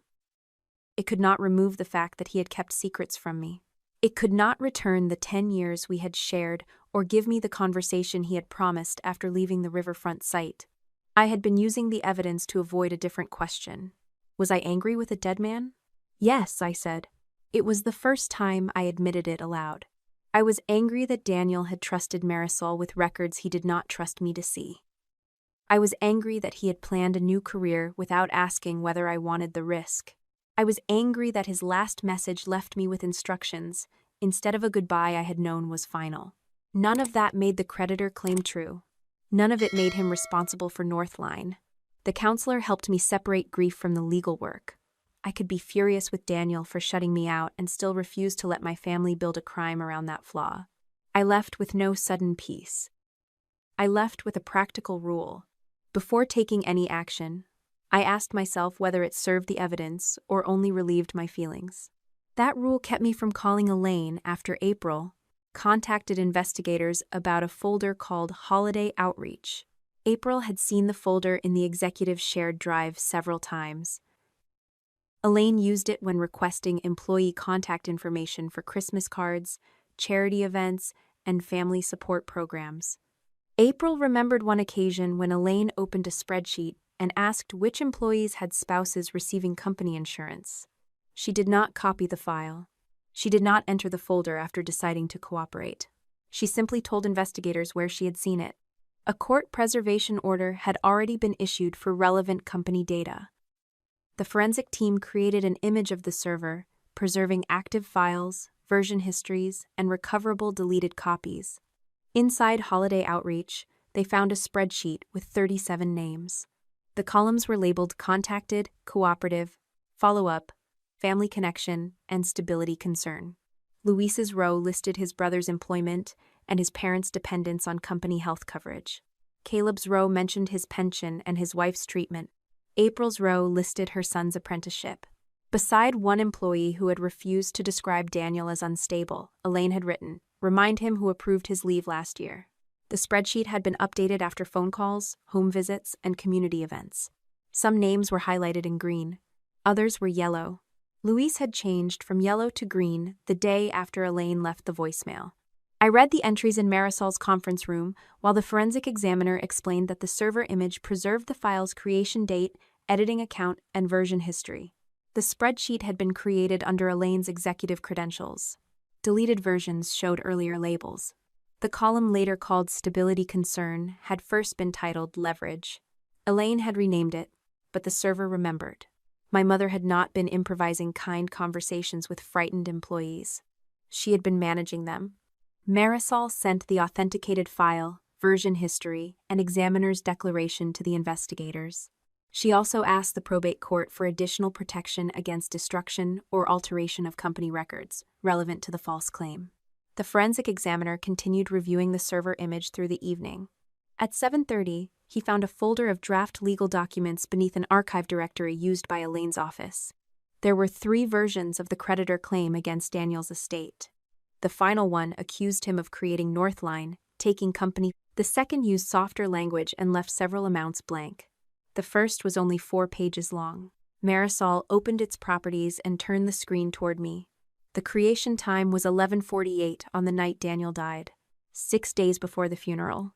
3 weeks before Whitaker Construction claimed it had completed an internal review. My mother had begun writing Daniel's guilt before his body had left the hospital. The first draft of the creditor claim had been created on the night Daniel died, but the number inside it came from a document Paige had no reason to be reviewing that evening. The forensic team found the connection in the company server image. In March of the previous year, Martin had offered Daniel a small economic interest in Whitaker Construction as part of a retention agreement. Daniel was not becoming a full partner. The arrangement gave him a limited share of future profits and required the company to buy back that interest if he left or died. Because the company's lender wanted to evaluate everyone tied to the agreement, Daniel had submitted a personal financial statement. It listed his investments, the rental property, the proceeds from his inherited cabin, and the value of the company buyback note. The total was close to $1 million. Paige had accessed that statement 3 times through her controller account. The first access occurred during the original review in 2024. The second happened several months later when the company renewed its line of credit. The third happened at 10:56 on the night Daniel died. At 11:12, Paige forwarded the statement to Elaine's executive account. At 11:48, my mother created the first draft of the creditor claim. The timeline was not an assumption built from similar numbers. The server preserved the access log, forwarding header, attachment identifier, and file history. Paige had handed my mother the value of Daniel's estate while his body was still at the hospital. I sat across from Marisol as the forensic examiner walked us through each entry. Could Paige argue she sent it for insurance or payroll purposes? I asked. She can explain her reason, he said. The records only establish what she accessed, what she forwarded, and when. Marisol turned to me. The draft claim then used figures taken from that statement. That creates the link Elaine tried to hide. The first draft did not yet mention the final loss calculation of $892,000. It said only that Daniel's estate contained sufficient assets to reimburse the company, and that immediate action was required before Natalie obtained control. Before I obtained control, I had been sitting beside Daniel's hospital bed when my mother began drafting a plan to reach his assets before the court appointed me executor. I had spent weeks asking whether Paige understood the purpose of the creditor claim. The server answered part of that question. She knew exactly how much money Daniel had. Grant answered another part 6 days later. He called Marisol's office rather than calling me directly. He said the lender reviewing the house he and Paige planned to buy had requested updated proof of funds. Paige had given him a letter stating that a family reimbursement would be available after the estate dispute was resolved. Grant wanted to know whether the letter was true. Marisol arranged for us to meet in her conference room. He arrived alone, carrying a folder from the mortgage lender. His wedding was less than 5 weeks away, but he looked less like a groom than a man who had discovered the floor beneath him was not attached to anything. He placed the letter on the table. It had no bank name, escrow number, or attorney verification. It was a statement signed by Elaine saying Paige would receive family funds after the resolution of a business reimbursement involving Daniel's estate. "Did Daniel ever promise you money?" I asked. Grant rubbed his thumb along the edge of the folder. "Paige said he wanted to help us with the house. That wasn't my question." "No, Daniel never told me that." "Did you see a will, a gift letter, or a loan agreement?" "No." "Did you ask why his estate would owe Paige anything?" Grant looked toward Marisol as if hoping she would soften the question. She did not. "I thought it was connected to the company," he said. "Paige told me Martin had covered some of Daniel's business losses and the estate would reimburse him." "And Martin planned to give that money to her?" "That was what I understood." "You understood my husband had caused losses large enough to take most of his estate, but my father could still give part of the recovery to a wedding and a house?" Grant's face tightened. "When you say it that way, it sounds ridiculous." It sounded convenient the way Paige said it. He did not deny that. Grant earned a good salary. He was not a man who needed my family's money to eat or keep a roof over his head. He wanted the house, the ballroom, and the version of his future Paige had sold him. He had noticed that the numbers did not make sense and chosen not to ask because the answer benefited him. "I should have questioned it," he said. "Yes. I didn't know about Northline. I believe you didn't know the name." That was not the same as believing him innocent of every choice. He slid the proof of funds letter toward Marisol. "My lender has a copy. I wanted you to have one before Paige replaces it." Marisol accepted it through a documented transfer and asked whether he would provide a statement about what Paige had told him. Grant hesitated. "If I do this, there may not be a wedding. There may not be a mortgage either," I said. "You should decide which fact matters more." He agreed to give a limited statement. He would confirm the letter, the claim that Daniel had promised help, and his own failure to verify it. He did not become my ally that day. He became a man who had finally realized silence would not protect the life he wanted. Paige called me that evening. She asked to meet without lawyers. I said no. She asked whether Marisol could sit outside the room. I still said no. The final arrangement was a private meeting in Marisol's office, with our attorneys present but seated at the far end of the conference table.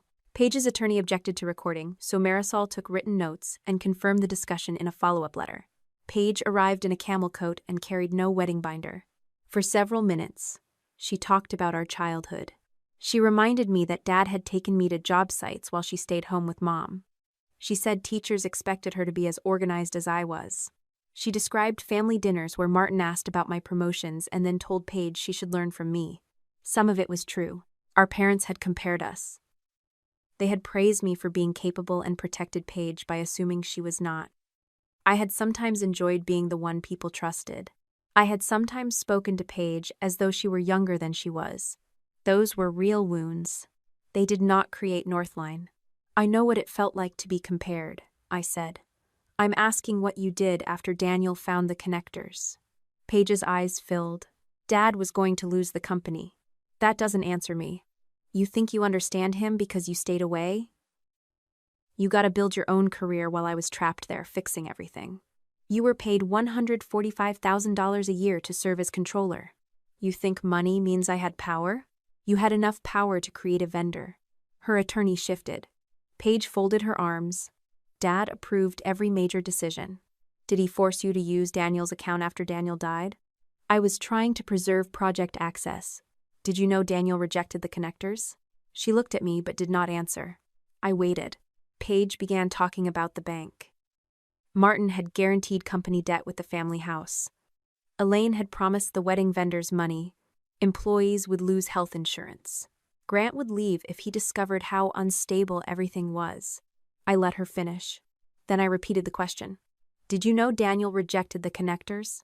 Her face changed from grief to resentment. You always get to ask the clean question after everyone else has lived through the mess. That is still not an answer. You left the company. Daniel stayed and acted like he was better than everyone who couldn't walk away. He tried to stop unsafe work. He was going to report Northline. Was he wrong? Paige leaned forward. You don't understand what would have happened. The lender would have frozen the line. Dad would have lost everything. Mom would have blamed me. 120 people would have wondered why one mistake cost them their jobs. One mistake did not create the false account, change the report, and take money to wedding vendors. Her attorney told her not to respond. Paige ignored him. I can fix the money. How? You sign the settlement. After the wedding, I'll make sure part of it comes back to you. The proposal was so revealing that for a moment I said nothing. She thought the central problem was the amount I would lose. You want me to sign a statement saying Daniel controlled Northline. It doesn't have to be public. It will go to the insurer, the lender, the probate court, and the investigators. Those things can be handled. By changing another record? Paige flinched. I did not mention the hospital laptop, authentication token, bank trail, or server access. I had made that mistake once. I would not give her a map of the evidence again. Instead, I asked one final question. When Daniel gave you the chance to tell the truth, why didn't you take it? Her eyes sharpened. I had not told her I knew he had offered. Her attorney immediately ended the meeting. Paige stood, pulled on her coat, and stopped beside my chair. You've always needed me to be the bad sister so you can be the good one, she said. No, I replied. I needed you to be my sister. You decided that wasn't enough. She left without looking back. The next morning, Grant contacted Marisol again. He had reviewed the shared wedding planning account he and Paige used to approve vendors. Until then, he had focused on contracts and guest lists, while Paige and Elaine handled payments. After meeting me, he searched the archived messages. The app contained a voice memo Paige had sent to the wedding planner on September 22nd. Daniel had been dead for 4 days. His funeral was still 2 days away. Paige's voice sounded impatient rather than grieving. The estate settlement should clear the final balance. My parents guaranteed it. Don't release the ballroom date just because the transfer hasn't happened yet. The planner asked in a text whether the estate funds were confirmed. Paige replied, they will be once Natalie signs.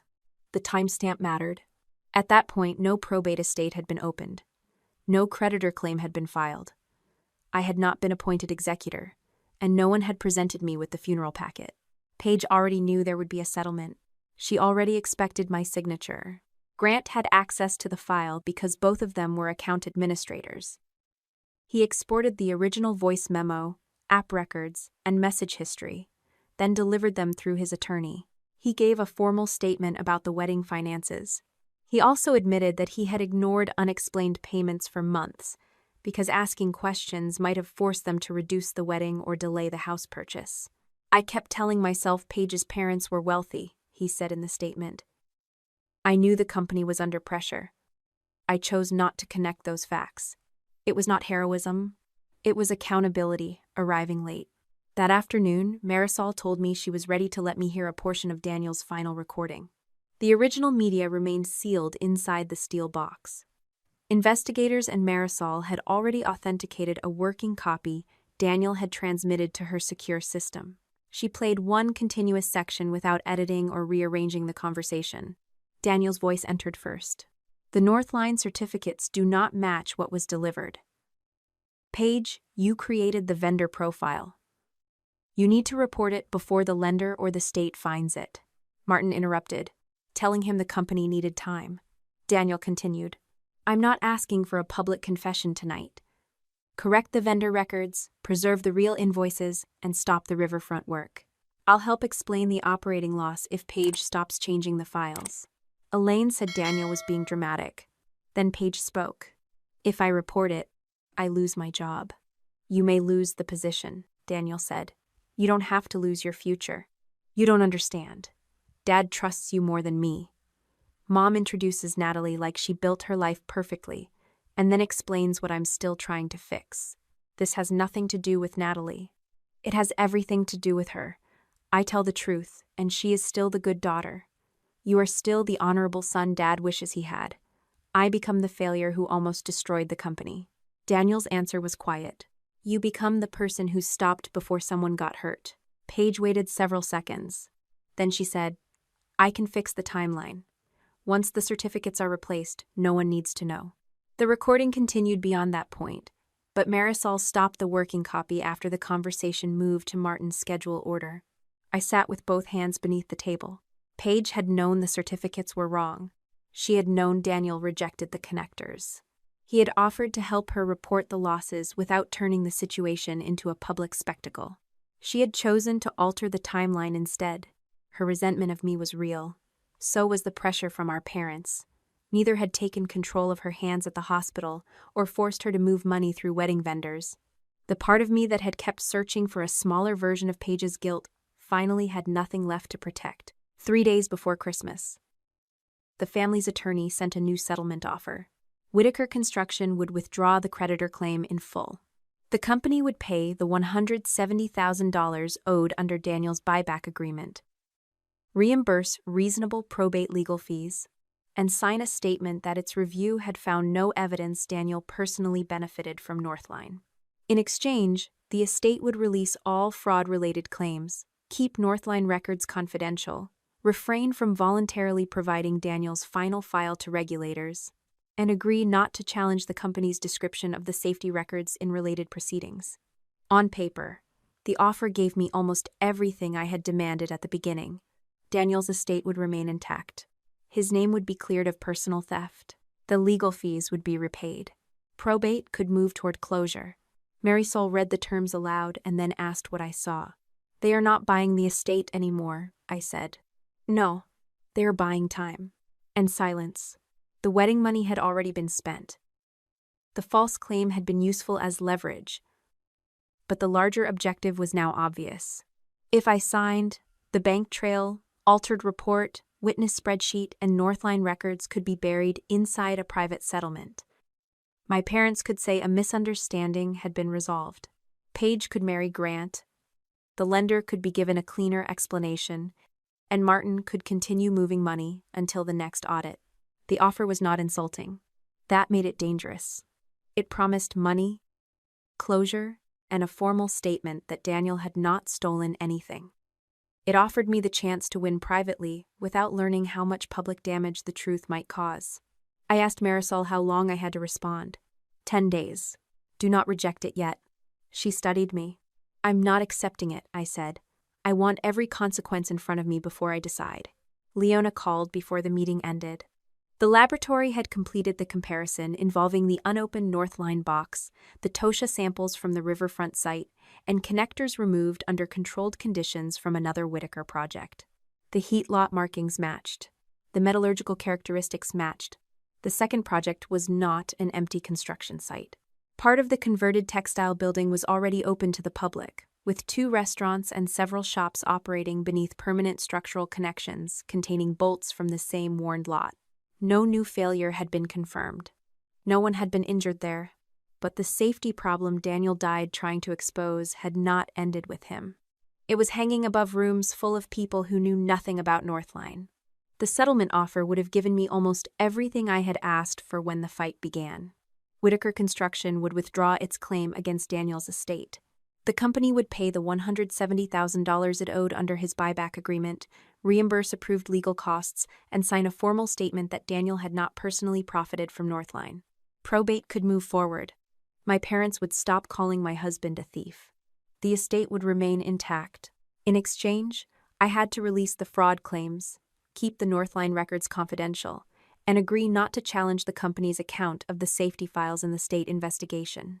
The agreement did not affect the workers' compensation death benefits already being handled through a separate process.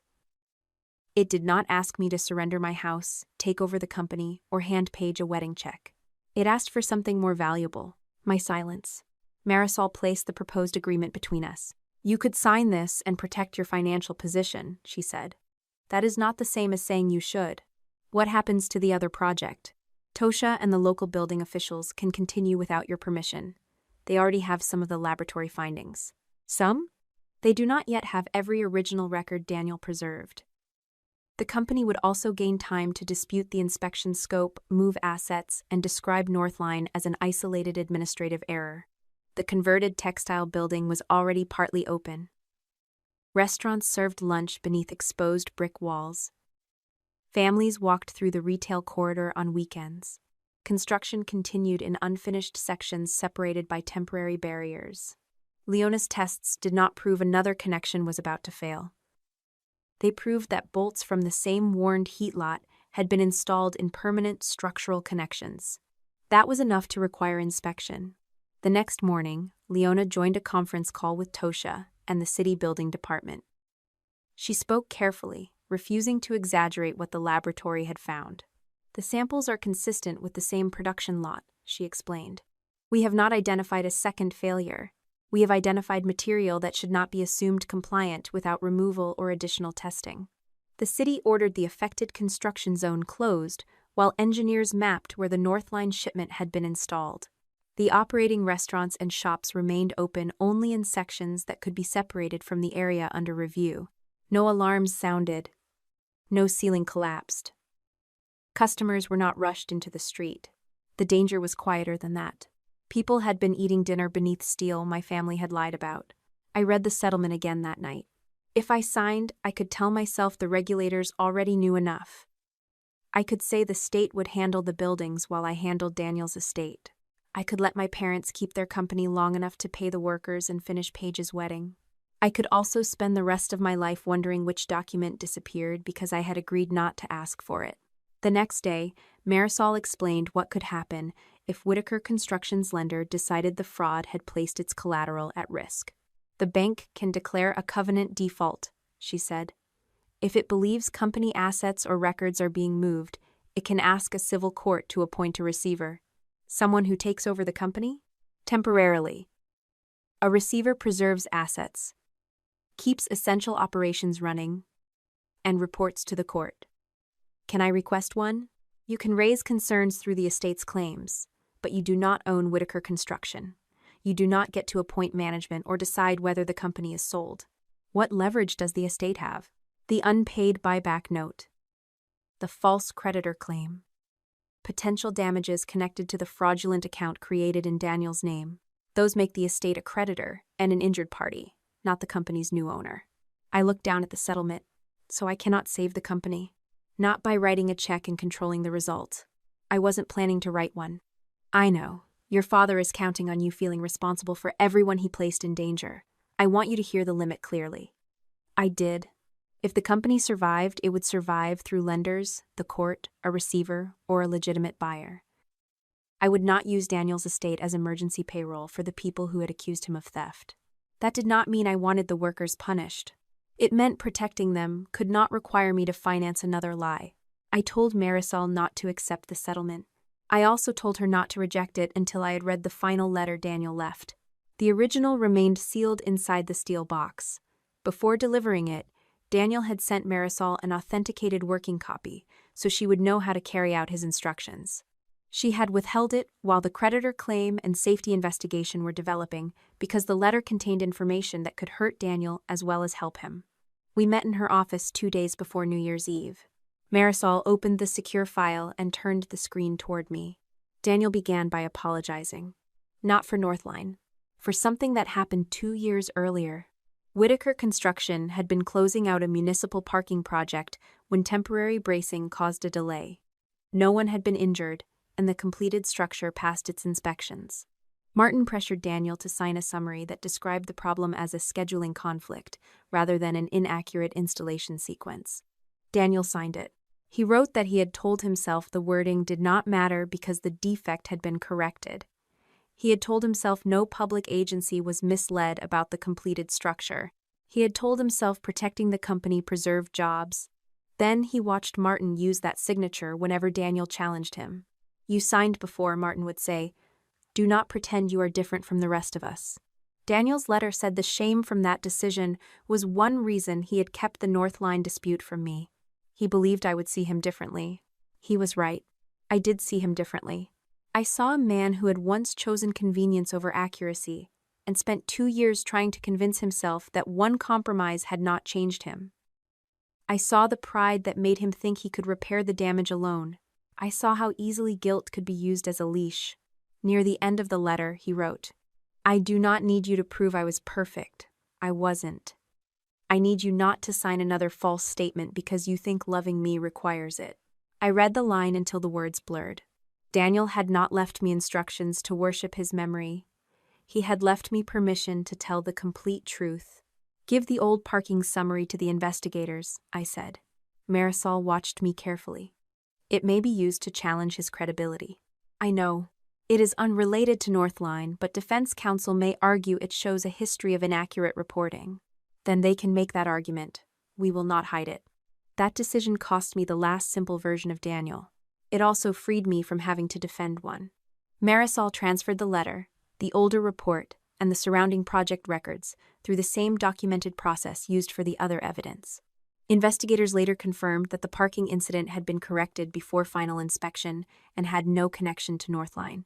Daniel's wording had been misleading, but it did not prove he created a vendor, stole money, or approved defective steel. The truth did not weaken the case. It made the distinction clearer. By the first week of January, the investigation had moved beyond one agency. TBI agents and the district attorney's office reviewed the technical evidence alongside Tosha's safety findings. Marisol and I attended a meeting where the evidence was summarized, not to let us direct the investigation but to confirm the origin of records the estate had provided. The server image showed the report versions and Elaine's witness spreadsheet. The outside information technology logs connected Daniel's laptop to the hospital network after his death. The vendor platform connected the approval to Paige's token. The bank records traced Northline money through the false consulting account and into company reserves and wedding vendors. The laboratory linked the delivered heat lot to the failed connection and the other projects. The voice memo showed Paige expected estate money before probate had opened. The creditor claim drafts showed Elaine began building the accusation the night Daniel died. The full recording captured all three of them discussing the uncertified material, the timeline, and the plan to place responsibility on Daniel. No single item carried the entire case. Together, they formed a structure much stronger than the steel my family had purchased. An agent named Reena Patel explained that prosecutors were preparing applications for search warrants, covering company servers, archived records, and specific personal devices. "The warrants will stand on the evidence already submitted," she said. "They do not depend on any public statement or confrontation."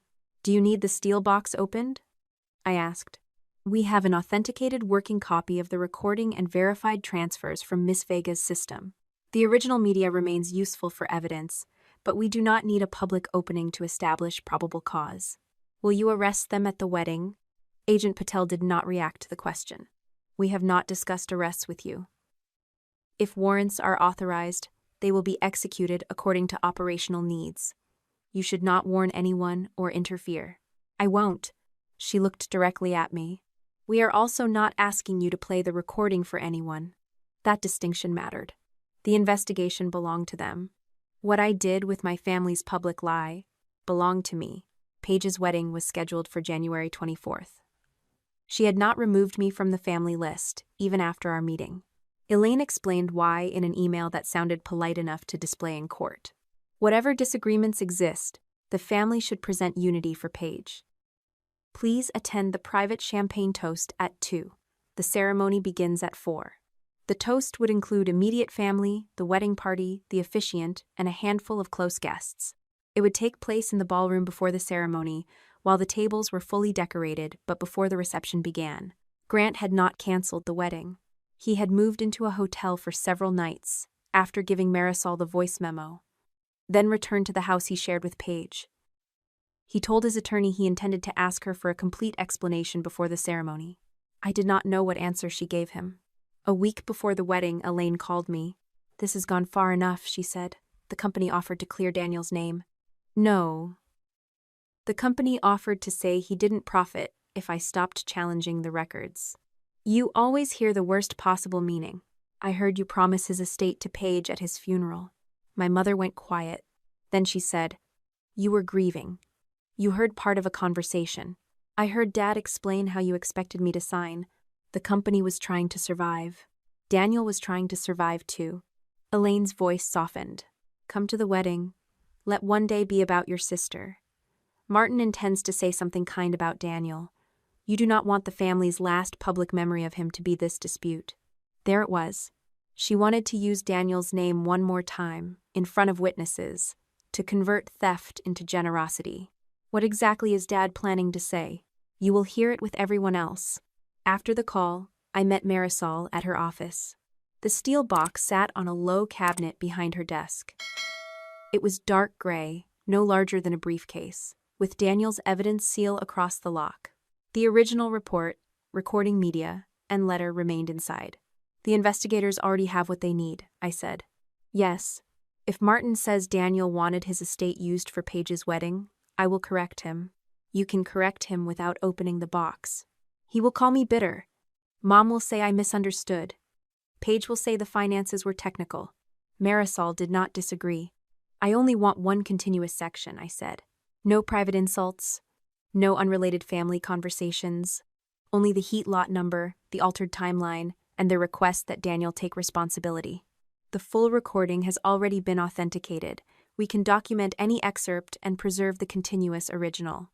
I do not want the agents to time anything around us. They will not. If the warrant is executed before the toast, we still go. Yes. If Dad does not mention Daniel or the estate, the box stays closed. Marisol studied me for several seconds. This is not necessary to win the legal case. I know. Then tell me why it is necessary to you. Because they invited people to watch them turn his death into a wedding gift. The investigation can punish the fraud. It cannot correct the lie in that room unless someone does. She nodded once. The decision was mine. It was not revenge performed for strangers. It was a boundary placed in front of the exact people my parents intended to deceive. On the morning of the wedding, I dressed in a dark green gown Daniel had once said made me look impossible to intimidate. At 7:15, Marisol called. The warrants had been authorized. TBI agents and local officers had entered Whitaker Construction before dawn. The preserved server image, archived storage, and listed office devices were now under official control. Warrants for the identified personal devices would be served separately according to the written plan. My parents did not yet know how much had already been taken beyond their reach. I drove to Marisol's office before we went to the venue. The steel box waited on her conference table. For months, I had thought opening it would begin the fight. The fight had already been built through logs, records, witnesses, bank transfers, and choices my family could not erase.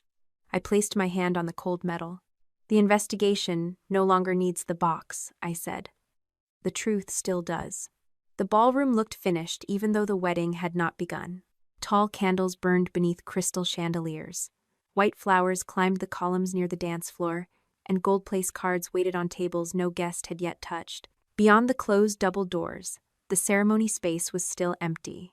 The private champagne toast was scheduled for 2 o'clock, 2 hours before Paige and Grant were supposed to exchange vows. Only immediate family, the wedding party, the officiant, and a few close friends had been invited. Paige stood near the cake in her wedding dress, surrounded by women adjusting her veil and photographing her from every angle. Grant wore a black tuxedo and held the small ring box meant for the ceremony. He had not put on a wedding band because he was not married yet. Marisol sat near a side exit with the sealed steel box beside her chair. The 2 TBI agents were not inside pretending to be guests. They were waiting in the front lobby with local officers, carrying warrants that had been approved before sunrise. Their work did not depend on anything my father said during the toast. Neither did my decision. Elaine crossed the ballroom the moment she saw me. Her smile remained steady, but her fingers tightened around my arm. "You came," she said. "You invited me. I was afraid your attorney would convince you this was another legal proceeding." I looked past her at Marisol. She didn't have to convince me of anything. Mom lowered her voice. "Let one day be about Paige. Whatever disagreements exist, she should not be punished for them." I had listened to Paige describe how she could fix Daniel's timeline. I had seen the money from Northline reach her ballroom, florist, and future home. "This day is already about Paige," I said. Elaine searched my face for a promise I had not made. The wedding planner approached with a tablet pressed against her chest. "Paige, I need confirmation on the final vendor balance. Accounting says the transfer is still under review." Paige glanced at our mother. "It's been handled." Grant turned toward her. Handled by whom? Mom and Dad's business office. You told the lender it was family reimbursement. It is. Grant's grip tightened around the ring box. From Daniel's estate? Several people nearby became quiet. Paige gave him a look that was meant to end the conversation. Not now. The wedding planner stepped away. Elaine took my champagne flute from a passing server and placed it in my hand. Smile, she whispered. People are watching. I set the untouched glass on a table. That was when Martin called everyone together. My father stood beneath an arch of white roses and lifted his glass. He looked rested, composed, and entirely certain that the room still belonged to him. We have all been through an extraordinary season, he began. Today is proof that family can survive loss, misunderstanding, and even painful division. His eyes found mine. Daniel was more than an employee. He was a son to us, and he loved Paige as a sister. Before he passed, he helped create a legacy that made this day possible. A murmur moved through the room. My father continued. Natalie and I have not agreed on every detail, but we agree that Daniel would want this family to move forward. I stepped away from the table. No, I said. Martin's glass stopped halfway to his mouth. Every face turned toward me. I never agreed that Daniel's estate was a wedding gift. Elaine approached with her palms open. Natalie, this is not the place. Dad made it the place when he used Daniel's name. Martin's expression hardened. The company and the estate reached an understanding in principle. We did not. You rejected a settlement that would clear your husband's name and protect his co-workers. The settlement required me to support records you knew were false. Paige moved closer to Grant. Please stop, she said. You're doing this because you hate that I'm happy. I looked at her. No, I'm doing this because Daniel told you the connectors were uncertified, and you changed the report after he died. Her face went still. Martin pointed toward the door. You will not turn my daughter's wedding into a courtroom. I don't need to. I nodded to Marisol. She stood and carried the steel box to a small table near the front of the room. This box was sealed by Daniel Ross before his death, she said. It contains original records and original recording media. The full recording was preserved and authenticated before today. What you are about to hear is one continuous portion, not a rearranged collection of statements. Martin laughed once. This is outrageous. Marisol documented the condition of the seal, opened the lock, and removed the original media. The ballroom speakers gave a quiet click. Then Daniel's voice filled the room. The Heatlafahwat number on the Northline shipment is N4762. That number does not match the certificate filed with the project. My father answered on the recording. I know what the certificate says. I also know what another delay does to the credit line. Daniel's voice remained level. The material has not been verified. The riverfront work stays stopped. Paige spoke next. I can correct the timeline version. Once the proper certificates are uploaded, the file will read the way it should have read. The file should show what happened, Daniel said, not what protects you afterward. Elaine's voice entered. Daniel, take responsibility for the vendor approval. Martin can handle the safety issue, and we will make sure Natalie is protected. You want me to admit I created Northline. We want the family to survive. Daniel paused. If anything happens to me, Natalie will not have to beg anyone to believe her. She will have the record. Marisol stopped the recording. No one moved. The candles still burned, the flowers still framed the room, Paige's dress still spread across the floor like the day had not changed. Martin recovered first. That conversation is incomplete, he said. Daniel was angry. He misunderstood a temporary accounting issue. Elaine turned toward the guests. My daughter chose a wedding to humiliate grieving parents. I chose the moment you used Daniel's death as a toast, I said. Paige looked at Grant. I didn't understand the technical side. Dad and Daniel fought about projects constantly. Grant held the ring box at his waist. Did you know Daniel rejected those connectors before he died? Paige glanced at her attorney, who had entered from the lobby moments earlier. Grant, don't do this in front of everyone. It is a yes or no question. You have no idea what my family was dealing with. Did you know? She took a step toward him. We can talk privately. Grant looked at her for several seconds. He had already heard her voice memo. He knew she expected my signature before probate had even opened. What he needed was not another explanation. He needed to see whether she could tell the truth when the lie no longer protected her. Paige reached for his hand. Please don't embarrass me. Grant closed the ring box. The sound was small, but everyone heard it. He placed it on the table in front of her. There won't be a ceremony today. Paige stared at the box. Grant, I asked whether you knew. You're taking her side? I'm taking mine. He spoke quietly with the officiant, then walked toward the side doors without looking at my parents. Paige called after him once. He did not stop. Martin moved toward Marisol and the steel box. You will hand that over to my attorney. Marisol stepped between him and the table. The original is being preserved according to Daniel's instructions and existing legal process. You brought stolen company information into a wedding. The investigators already possess authenticated evidence independent of this presentation. At the word investigators, Martin looked toward the entrance. Elaine caught his sleeve. Do not leave. I'm calling crisis counsel. He pulled free and walked across the ballroom. I followed far enough to see the lobby. 2 TBI agents stood between Martin and the front doors. Local officers waited several feet behind them. Agent Patel held a folder. Martin Whitaker? He stopped. We have warrants covering specified electronic devices, accounts, and company records. The Whitaker construction office is already secured. We need the phone in your possession. Martin looked back at the ballroom. This is a family event. The warrant is not. Elaine and Paige entered the lobby behind him. Paige reached into her clutch. Agent Patel said, Keep your hands visible until we identify the listed device. No one was handcuffed. No one was declared guilty. The officers documented each phone before placing it into an evidence bag. Martin demanded to call his lawyer. Agent Patel told him he could do so from another phone after the listed device had been surrendered. Elaine turned on me. You planned all of this. The warrants were approved before Dad made his toast. You destroyed your sister's wedding. Paige destroyed her wedding when she chose the lie over the answer Grant asked for. You destroyed your father's company. I looked at the 3 of them standing beneath the ballroom's gold entrance sign. I didn't destroy this family. I stopped you from burying the truth with my husband. I did not stay to watch the guests leave, or the wedding staff begin dismantling a celebration that would never happen. Marisol carried the resealed box. I walked beside her through a service corridor and out into the January air. Behind us, the ballroom remained bright. The truth did not need darkness to expose them.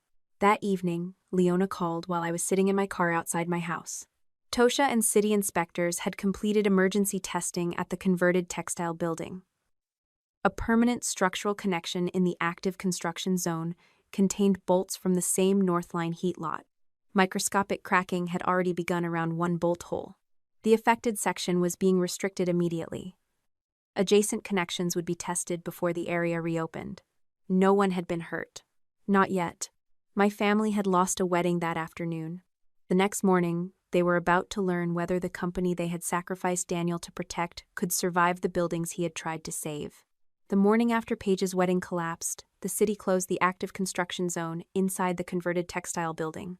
They did not evacuate the restaurants or send shoppers running into the street. Engineers separated the unfinished wing from the occupied section, installed temporary supports, and began removing selected connectors under controlled conditions. Leona called me before noon. The cracking is real, she said. It has not reached full failure, but the connection cannot remain in service. How many others are like it? We won't know until every Northline location is mapped. The first fractured bolt had been hidden behind finished material. No customer could have seen it. No restaurant owner could have known that the steel above them came from the same warned heat lot Daniel had tried to stop at the riverfront project. That was what my parents had asked me to keep confidential.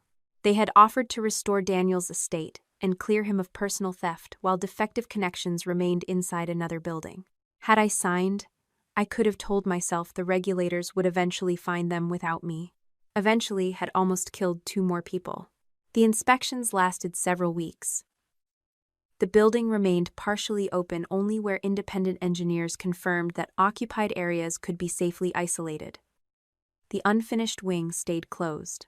Every Northline connector was cataloged, tested, replaced, or formally cleared. The second Whitaker project received the same review. No additional collapse occurred. No one else died. That outcome did not make my family's decisions less serious. It proved Daniel's warning had arrived before the next tragedy, even though he had not lived to see anyone listen. Paige's wedding disappeared almost overnight. The photographs were removed from social media. The wedding website went dark. The ballroom sent notices regarding unpaid vendor balances, cancellation costs, and storage fees for rented decorations. Elaine released a statement saying the ceremony had been postponed because of an unexpected family emergency. Grant corrected her through his attorney. The wedding had not been postponed. It had been canceled. He returned the larger gifts and surrendered the shared wedding planning records. He gave investigators access to the account where Paige and Elaine had managed payments. He also admitted that he had ignored expenses he knew their salaries could not comfortably support. Grant did not pretend he had been innocent of every choice.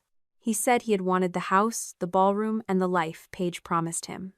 Each time a payment appeared without a clear source, he chose not to ask because the answer might force him to give something up. That was the difference between Grant and my family. He had looked away while the lie benefited him.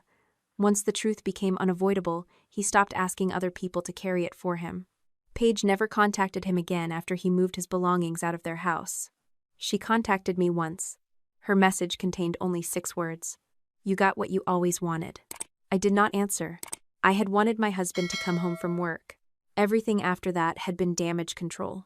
By February, Whitaker Construction's lender had completed its first review of the seized records. The company had violated several loan agreements by hiding liabilities, shifting money through false vendor accounts, and providing financial reports that did not reflect the true cost of the riverfront project. The bank declared a default. Martin held a company meeting and told employees the decision resulted from outside pressure and a vindictive estate dispute. He said the company could recover if I released the buyback debt and withdrew the fraud claims.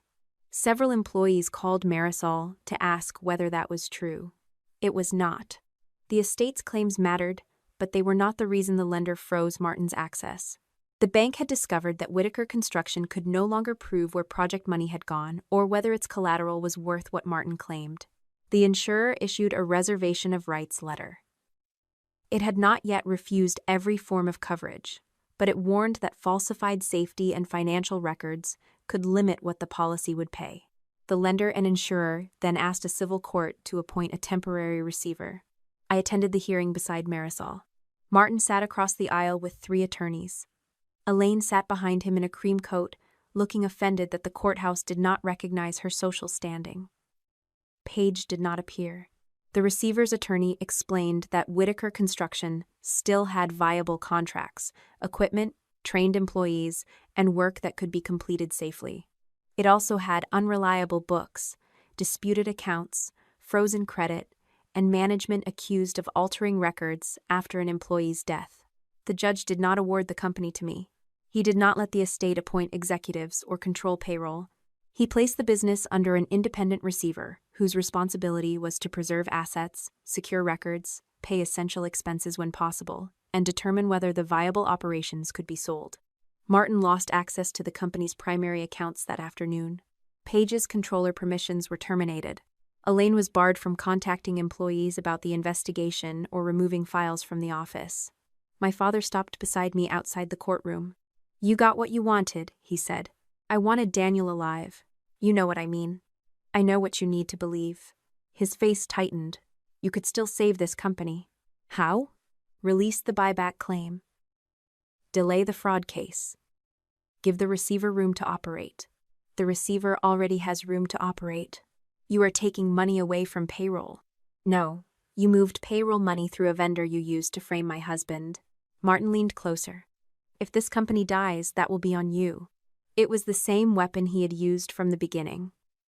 Employees. Insurance. Mortgages. Children. Every person, depending on Whitaker Construction, became a weight he placed in my arms whenever he wanted me to surrender. I handed the weight back. "The employees are now under someone who has to report to the court. They are safer from me than they ever were from you." I walked away before he could answer. The estate had a legitimate position in the receivership. Whitaker Construction owed Daniel $170,000 under the buyback agreement. The estate also had claims arising from the false creditor filing, the account created in Daniel's name, and the legal expenses required to expose those acts. That made us a creditor and an injured party. It did not make me the owner. The receiver eventually recommended selling the functioning operations to a regional contractor with enough capital to complete the safe projects and remediate the North Line sites. The buyer wanted Whitaker Construction's equipment, workforce, selected contracts, and warehouse. It did not want the Whitaker name. It also refused to retain Martin, Elaine, or Page in any ownership, management, consulting, or financial role. Marisol asked which sale terms the estate should support. Keep payroll current where possible, I said. Require a complete Northline audit. Preserve every record the investigators need. No confidentiality clause that limits Daniel's estate. No hidden ownership for my parents or Page. We can request those protections, she reminded me. The receiver and the court make the final decision. I understand. I did not demand that the company be destroyed so I could collect money faster. I also did not forgive its debt, finance operations, or guarantee a loan. The estate agreed not to pursue immediate seizure of certain operating assets while the sale was pending. In return, the proposed order preserved the estate's claims, protected relevant records, and required the buyer to complete the safety remediation. Most qualified employees were offered continued work. Caleb remained, though he accepted a demotion that removed him from unsupervised safety decisions. He told me he had spent months replaying the moment Martin ordered a limited crew back into the restricted area. I should have refused, he said. Yes. I kept thinking fear made it less of a choice. It explains the choice. It doesn't erase it. He nodded. That was all either of us needed to say. April remained in inventory accounting under a new finance director. Her son was allowed to reapply for the apprenticeship through an independent process rather than through a favor from my family. Luis returned to his original statement and completed his interview with Tosha. He admitted that Elaine's message about his brother's job and his parents' insurance had frightened him into saying he could not remember Daniel's order. No one called him a hero. He told the truth after failing to tell it sooner. Sometimes that was the most honest ending available. The sale was approved in late spring. I stood across the street when workers removed the metal letters from the front of the Whitaker construction office. Martin had spent decades building that name into a symbol of authority. He had risked lives, altered records, and accused Daniel of theft to preserve it. The operating business survived. The name did not. The new contractor replaced the safety reporting system, required independent verification for new vendors, and created a stop-work procedure no executive could quietly reverse. The riverfront warehouse remained closed until the failed section was rebuilt and certified. The textile project reopened completely after every questionable connection was replaced or cleared. The criminal investigation moved more slowly than the receivership. That frustrated people who expected the agents at the wedding to produce convictions before the flowers wilted. Warrants began a case. They did not finish one. Investigators reviewed thousands of files, interviewed employees, traced bank transfers, compared server versions, and separated bad business decisions from conduct that could support criminal charges. Martin denied wrongdoing through most of the summer. His attorneys claimed he relied on finance staff for vendor compliance and believed the connector issue was temporary. They argued that he never intended for anyone to be injured. No one accused him of planning Daniel's death. The case against him was that he knew the material could not be verified, ordered work to continue, supported false records after the collapse, and tried to place the consequences on Daniel's estate. His email made the first point difficult to deny. The recording made the second worse. The altered report and creditor claim completed the pattern. In August, Martin entered a guilty plea involving falsified records, obstruction, and willful safety violations. Sentencing occurred later, after the court reviewed the financial harm, Daniel's death, and Martin's attempts to mislead investigators. The licensing board conducted its own proceeding. Martin's contractor license was revoked. That loss wounded him more deeply than the criminal judgment. For years, he had introduced himself as the man who built Whitaker Construction from one truck. Without the license and without the company name, he could no longer recreate his authority somewhere else and call the collapse a family misunderstanding. Elaine continued insisting she had only tried to protect frightened employees. Her defense weakened each time another record was authenticated. The first creditor claim draft had been created the night Daniel died. The spreadsheet tracked employees' health insurance, pensions, relatives, and vulnerabilities. The earlier version of the column titled Stability Concern had been titled Leverage. Her voicemail to Luis showed how she used concern as a delivery system for fear. In September, Elaine entered a plea connected to the false claim, obstruction, and unlawful witness pressure. Her attorneys submitted letters describing her charity work, church service, and reputation for helping families. The prosecutor answered with the timeline. At 11:48 on the night Daniel died, while I was still trying to understand that my husband would never leave the hospital, Elaine had started drafting the accusation that would make his estate available to Paige. By then, the family house was being prepared for sale. Martin's guarantees, restitution obligations, legal fees, and the company's debt had consumed the equity my parents once treated as untouchable. The cabin was sold next. Elaine asked through her attorney whether she could stay in my guest room while she found something appropriate. I told Marisol to send her a list of extended stay hotels, short-term rentals, and housing services available through her legal team. I did not leave my mother without options. I also did not invite her into my home so she could turn dependence into another claim on my life. Paige resolved her case before Elaine did. The old address connected her to Northline. Controller records connected her permissions to the vendor. The hospital network, Daniel's laptop, and her authentication token connected her to the altered report after his death. The wedding accounts connected her to the money. Her attorneys argued that Martin's pressure and Elaine's expectations shaped her decisions. I did not dispute that. Pressure explained why telling the truth felt costly. It did not make her fingers move by themselves. Paige pleaded guilty to unauthorized computer access, falsification of records, and a fraud-related charge. She lost her controller position and was barred for a set period from work involving control over fiduciary funds. Restitution required her to sell her vehicle, jewelry, and her interest in the condominium she had planned to furnish after the wedding. During her statement to the court, Paige admitted Daniel had not created Northline, had not approved the false consulting account, and had not personally received the money routed through it. She did not look at me. She did not need to. Her admission entered the official record. The estate case remained open through the autumn. Workers' compensation death benefits were handled separately because Daniel had died during the course of his employment. Those benefits were not part of probate and were not described as payment for his life. Probate dealt with his will, valid debts, the buyback agreement, the false creditor claim, administration costs, and restitution connected to the fraudulent account.